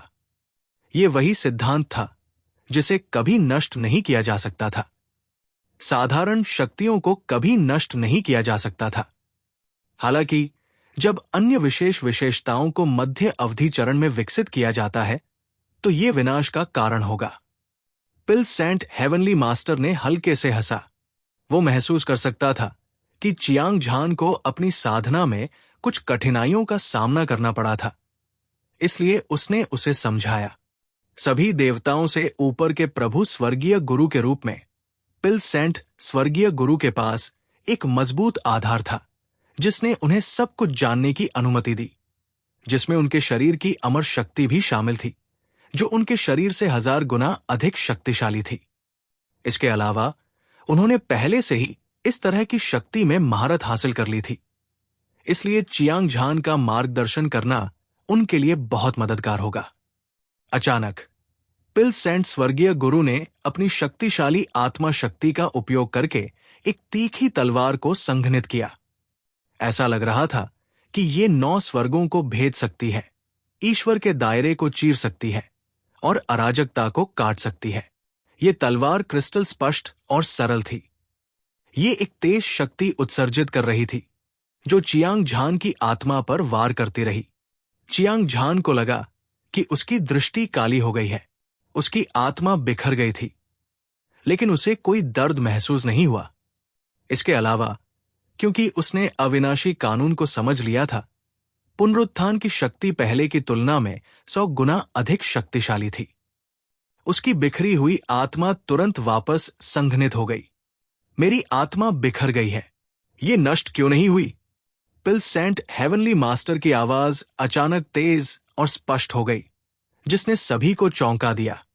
जब चियांग झान ने पिल सेंट हेवनली मास्टर का सवाल सुना तो उसे लगा जैसे बिजली का एक बोल्ट उसकी आत्मा पर गिर गया हो। अविनाशी शरीर के बारे में उसका सारा भ्रम टूट गया। स्वूश! उसके बाद उसने अपनी आत्मा की ऊर्जा का एक हिस्सा भी अलग कर दिया। उसने इसे एक लंबे कृपाण में संघनित किया और अपनी आत्मा पर भयंकर वार किया। उसने इसे 2 हिस्सों में फाड़ दिया। हालांकि विशाल अविनाशी कानून, 100 बार पुनरुत्थान की शक्ति को मुक्त किया गया और टूटी हुई आत्मा एक बार फिर से संघनित हो गई। ये कभी नष्ट नहीं होगी। चियांग झान को कुछ महसूस हुआ। उसने अपनी आत्मा को बार बार चीर दिया। जैसे जैसे समय बीतता गया, तेज लंबे ब्लेड के लिए उसकी आत्मा को काटना अधिक से अधिक कठिन होता गया, जैसे कि उसकी आत्मा पहले से ही अविनाशी होने के बिंदु पर पहुंच गई हो। इस तरह के संकेत ने चियांग झान को बहुत उत्साहित कर दिया। वो जानता था कि वो एक 1000 गुना मांस शरीर की अविनाशी शक्ति को समझने वाला था। साथ ही वो पिल सेंट हेवनली मास्टर का भी बहुत आभारी था। अगर पिल सेंट हेवनली मास्टर की चेतावनी न होती तो वो मर जाता। वो प्रबुद्ध था। वो इतनी जल्दी ऐसी सफलता कभी नहीं पा सकता था। गड़गड़ाहट। इस समय पूरी दुनिया हिंसक रूप से हिल गई। ऐसा लग रहा था जैसे ये ढहने की कगार पर है और विशाल आकाश में एक दरार दिखाई दी।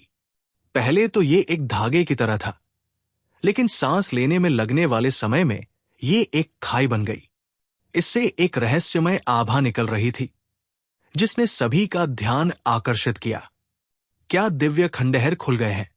चियांग झान को केंद्र में रखते हुए जिया यू, लिटिल हो, फू तुजी और चियांग तियान्युन चारों ओर थे।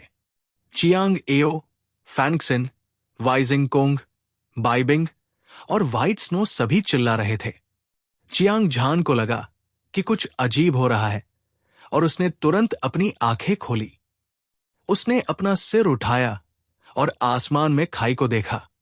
उसकी आंखें चौंकाने वाले रंगों से भरी हुई थी। ये बुरा है, कोई दिव्य खंडहर में घुस गया है। कितनी तेज गति है।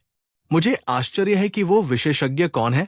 मुझे विश्वास नहीं हो रहा है कि इतना भयानक विशेषज्ञ दिव्य खंडहर के जंगल में छिपा हुआ है। ऐसा लगता है कि ये अभियान एक कठिन परीक्षा होने वाला है। नेताओं, कृपया खंडहर में मेरे पीछे आओ। आकाश में एक काली आकृति तेज तलवार की तरह आकाश को चीरती हुई चली गई। ये चमकी और विशाल दरार में प्रवेश करने से पहले गायब हो गई। उसके बाद लगातार खतरे की चीखें उठीं और गिरी। स्वूश, स्वूश, स्वूश। आकृतियों का एक और समूह आकाश की दरारों में घुस गया। इसके अलावा वे इतने तेज थे कि वे आसमान को चीरते हुए सितारों की तरह थे और पलक झपकते ही गायब हो गए। हरे भरे जंगल में जियांग झान ने भौहें सिकोड़ी। उसकी चमकीली आंखों में एक अतुलनीय गंभीर भाव प्रकट हुआ। वो इसे स्पष्ट रूप से देख सकता था। खंडहर में प्रवेश करने वाला पहला व्यक्ति काले कपड़े पहने एक बूढ़ा आदमी था। उसकी ताकत बेहद भयानक थी। वो बूढ़े आदमी से कमजोर नहीं था और उसके पीछे भगवान का बेटा और आदमखोर कबीले के 10 महानेता थे। दूसरे शब्दों में, खंडहर में पहले से ही 12 अद्वितीय विशेषज्ञ प्रवेश कर चुके थे। ये निस्संदेह उनके द्वारा देखे गए सौभाग्यपूर्ण मुठभेड़ का कारण बनेगा, जो उनके लिए अंतहीन खतरे लेकर आएगा।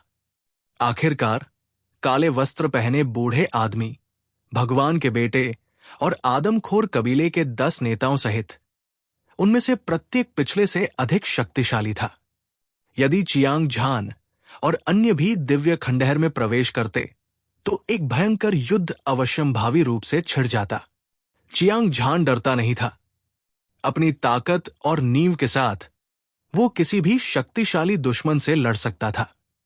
हालांकि जिया यू और अन्य बहुत खतरे में थे। कम से कम यदि उनका सामना भगवान के बेटे और रहस्यमय काले वस्त्र पहने बूढ़े आदमी से होता तो उन्हें एक घातक संकट का सामना करना पड़ता।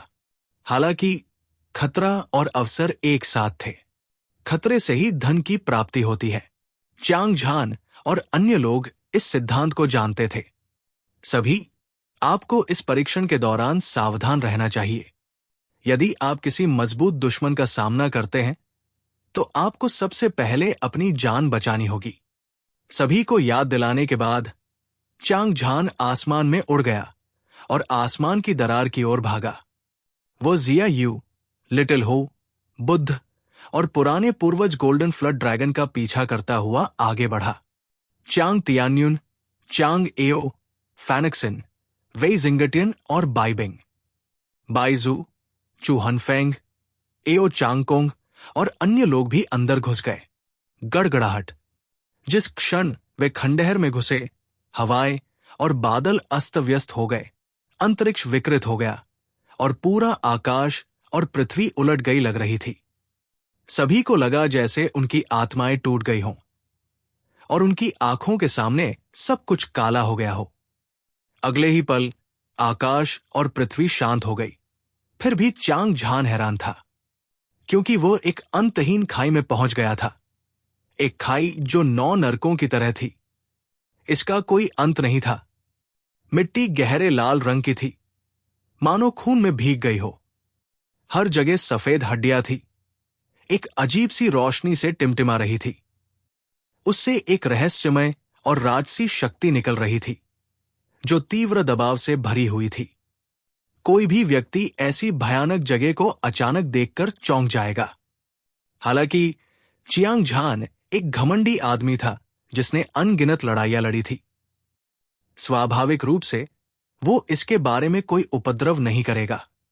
उसे वास्तव में आश्चर्य इस बात पर हुआ कि आसपास का माहौल खाली और शांत था। ये बिल्कुल शांत था। जिया यू और बाकी सभी चले गए थे। हालांकि चियांग झान चौंक गया था, लेकिन उसने तुरंत राहत महसूस की। दिव्य खंडहर के प्रवेश द्वार पर किसी तरह का अजीब प्रतिबंध होना चाहिए।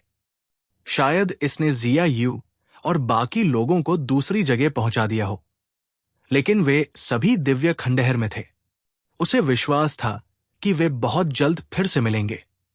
मुझे उम्मीद है कि वे ईश्वर के पुत्र और काले वस्त्र पहने बूढ़े व्यक्ति से नहीं मिलेंगे, चियांग झान ने बड़बड़ाया। हालांकि वो जिया यू और अन्य लोगों के बारे में बहुत चिंतित था, क्योंकि चीजें पहले ही इस बिंदु पर आ चुकी थी। इसलिए वो केवल इस भयानक रसातल को छोड़ सकता था और दूसरों को खोजने की कोशिश कर सकता था। उसने अपना मन बनाया और आगे बढ़ गया। ये वास्तव में एक मानव मार्शल कलाकार है। वो असाधारण दिखता है। आदमखोर कबीला एक मानव योद्धा को खंडहर के खंडहर में कैसे प्रवेश करने दे सकता है? ये व्यक्ति बहुत शक्तिशाली है। वो बलपूर्वक घुस आया होगा। आदमखोर कबीला भी इस आदमी को नहीं रोक सकता। वो वास्तव में सरल नहीं है। हालांकि जब से वो स्वर्गीय अजगर गड्ढे में आया है, वो निश्चित रूप से मर चुका है। अचानक दूर से शक्तिशाली दिव्य इंद्रिया प्रसारित हुई। ये एक गरजते हुए पहाड़ और सुनामी की तरह था, जिसने चियांग झान के दिमाग पर प्रहार किया और उसके दिल की धड़कन बढ़ा दी। उसकी आत्मा लगातार कांप रही थी। उसकी भौहें फड़क रही थी। उसकी तीखी आंखें बिजली की दो कौंधों की तरह बाहर निकल रही थी। कुछ 100 मील दूर जमीन से एक बहुत बड़ा पहाड़ उभरा। यह बहुत ऊंचा और राजसी था। राजसी पहाड़ वास्तव में हड्डियों से बना था। अनगिनत विशाल अजगर इसके चारों ओर लिपटे हुए थे। कोई नहीं जानता था कि उनमें से कितने थे। प्रत्येक अजगर लाखों मील लंबा था। कुछ तो करोड़ों मील तक भी पहुंचे थे। वे काले शल्कों से ढके हुए थे, जो ब्लेड और तलवारों की तरह दिखते थे। ठंडी रोशनी से चमक रहे थे। वे अतुलनीय रूप से भयंकर थे। ये साधारण अजगरों का एक समूह था, लेकिन वे उत्परिवर्तित लग रहे थे। उनके द्वारा उत्सर्जित आभा प्राचीन, महान और विशाल थी। वे साधारण देव जानवरों से भी अधिक भयानक थे। सबसे चौंकाने वाली बात यह थी कि सफेद हड्डी के पहाड़ के चारों ओर लिपटे विशाल अजगर सभी समय क्षेत्र में खेती कर चुके थे। सबसे शक्तिशाली विशाल अजगर बहुत पहले ही समय क्षेत्र के स्तर 10 के शिखर तक खेती कर चुके थे। इसके अलावा उनमें से कम कुछ हजार थे। एक विशालकाय अजगर जो समय क्षेत्र के 10वें स्वर्ग के शिखर पर एक दिव्य जानवर के बराबर था, वो अजेयता के असीम रूप से करीब था। चियांग झान जैसा शक्तिशाली व्यक्ति भी इन कुछ हजार विशालकाय अजगरों को हल्के में लेने की हिम्मत नहीं करेगा। एक पल में चियांग झान को अपने पैरों के नीचे से एक ठंडी ठंडक महसूस हुई, जो उसके दिल में घुस गई। उसने आश्चर्य में अपना हाथ हिलाया और वध का जादुई ब्लेड निकाल लिया। गड़गड़ाहट। चियांग झान के शरीर से ज्वालामुखी विस्फोट की तरह हिंसक ऊर्जा फूट पड़ी। फिर वो स्लॉटर ब्लेड तकनीक में प्रवाहित हुई। ब्लेड की खूनी धार गूंजती और कांपती थी, और ब्लेड की तेज धार एक बाड़ की तरह थी, जिसने एक बांध को तोड़ दिया था। ये आकाश में फैल गई और पूरे अंतहीन रसातल को निगल गई।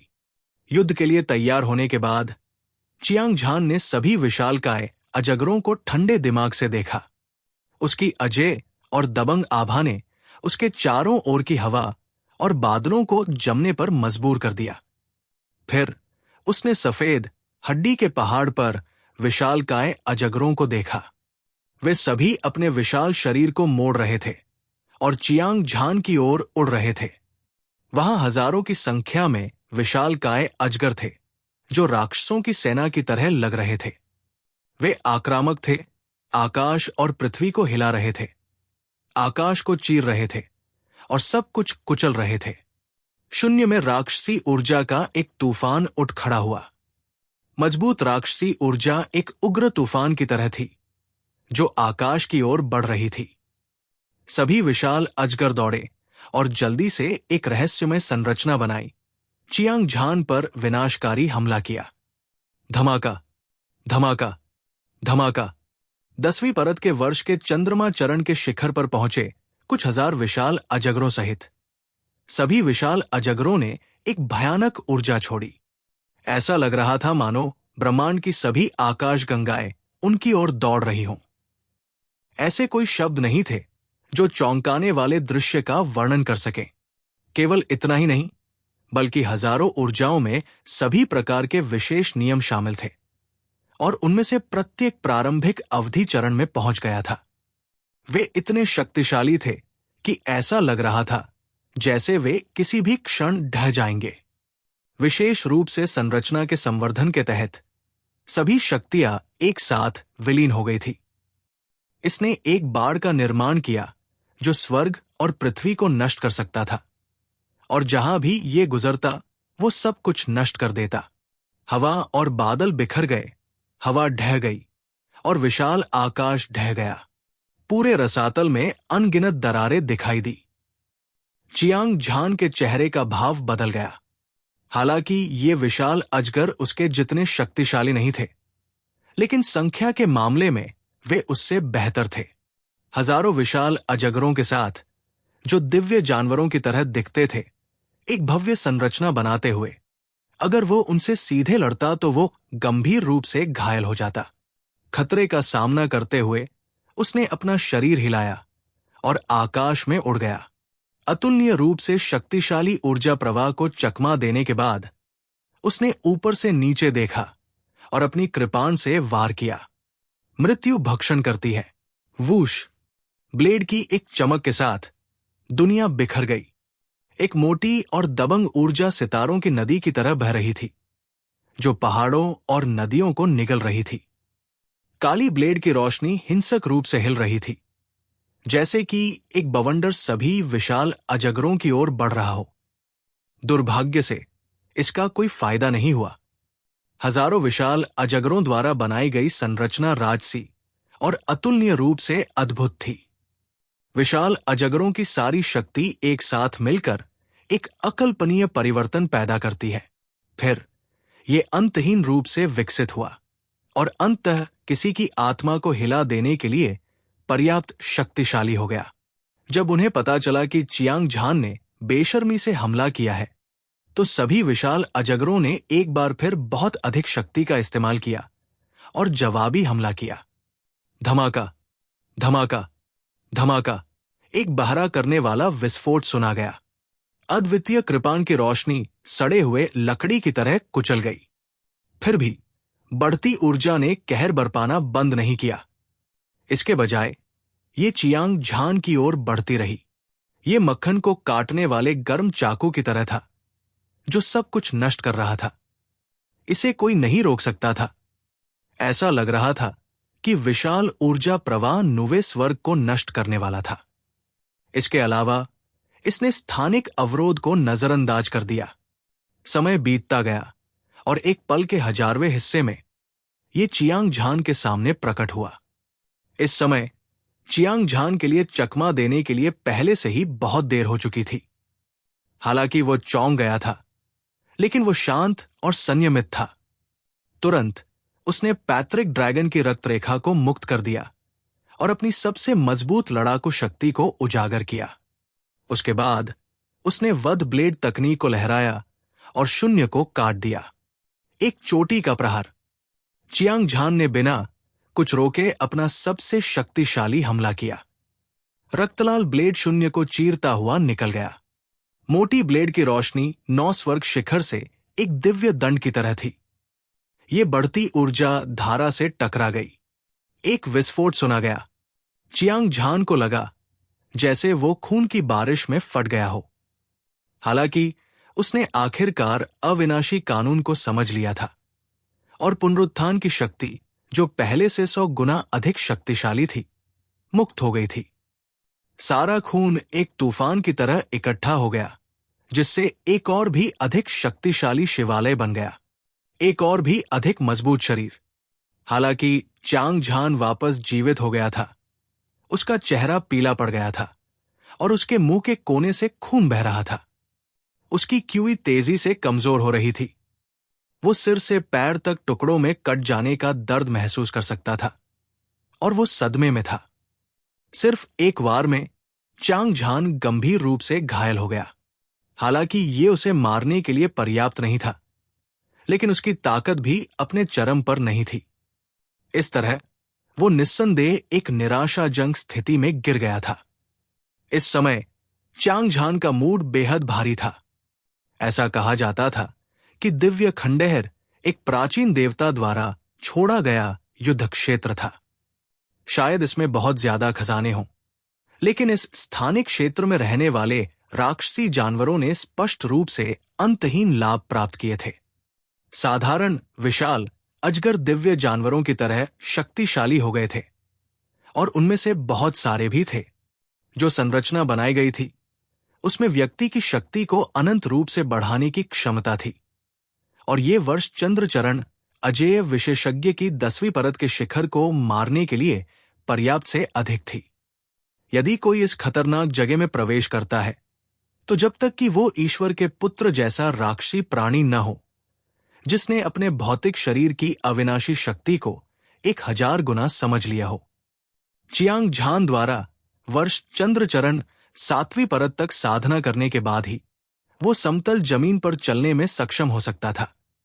यद्यपि वो ईश्वर के पुत्र से अधिक शक्तिशाली था, फिर भी उस पर हजारों अतुलनीय शक्तिशाली विशाल अजगरों द्वारा बनाई गई संरचना द्वारा हमला किया गया था। वो किसी भी समय मर सकता था। ये कहना ही होगा कि ये एक खतरनाक परीक्षण था। चियांग झान भी मौत के किनारे पर चल रहा था। ये कल्पना की जा सकती थी कि जिया यू और अन्य लोगों के मरने की संभावना और भी अधिक थी। चियांग झान जिया यू और अन्य लोगों की सुरक्षा के बारे में चिंतित था। वो लड़ाई जारी रखने के मूड में नहीं था। वो मुड़ा और चला गया। वो जिया यू और अन्य लोगों को जल्द से जल्द ढूंढना चाहता था। दूसरे, उसने दिव्य खंडहर में प्रवेश किया ताकि अवसर तलाशे जा सके और अपनी ताकत बढ़ाई जा सके। इन विशाल अजगरों से मौत तक लड़ने की कोई जरूरत नहीं थी। होंगलोंग शून्य कांप उठा। चियांग झान तुरंत दूर चला गया। हालांकि जैसे ही वो कुछ मिलियन मील दूर दिखाई दिया, वो अचानक अपने मूल स्थान पर लौट आया, जैसे कि वो पहले कभी नहीं गया था।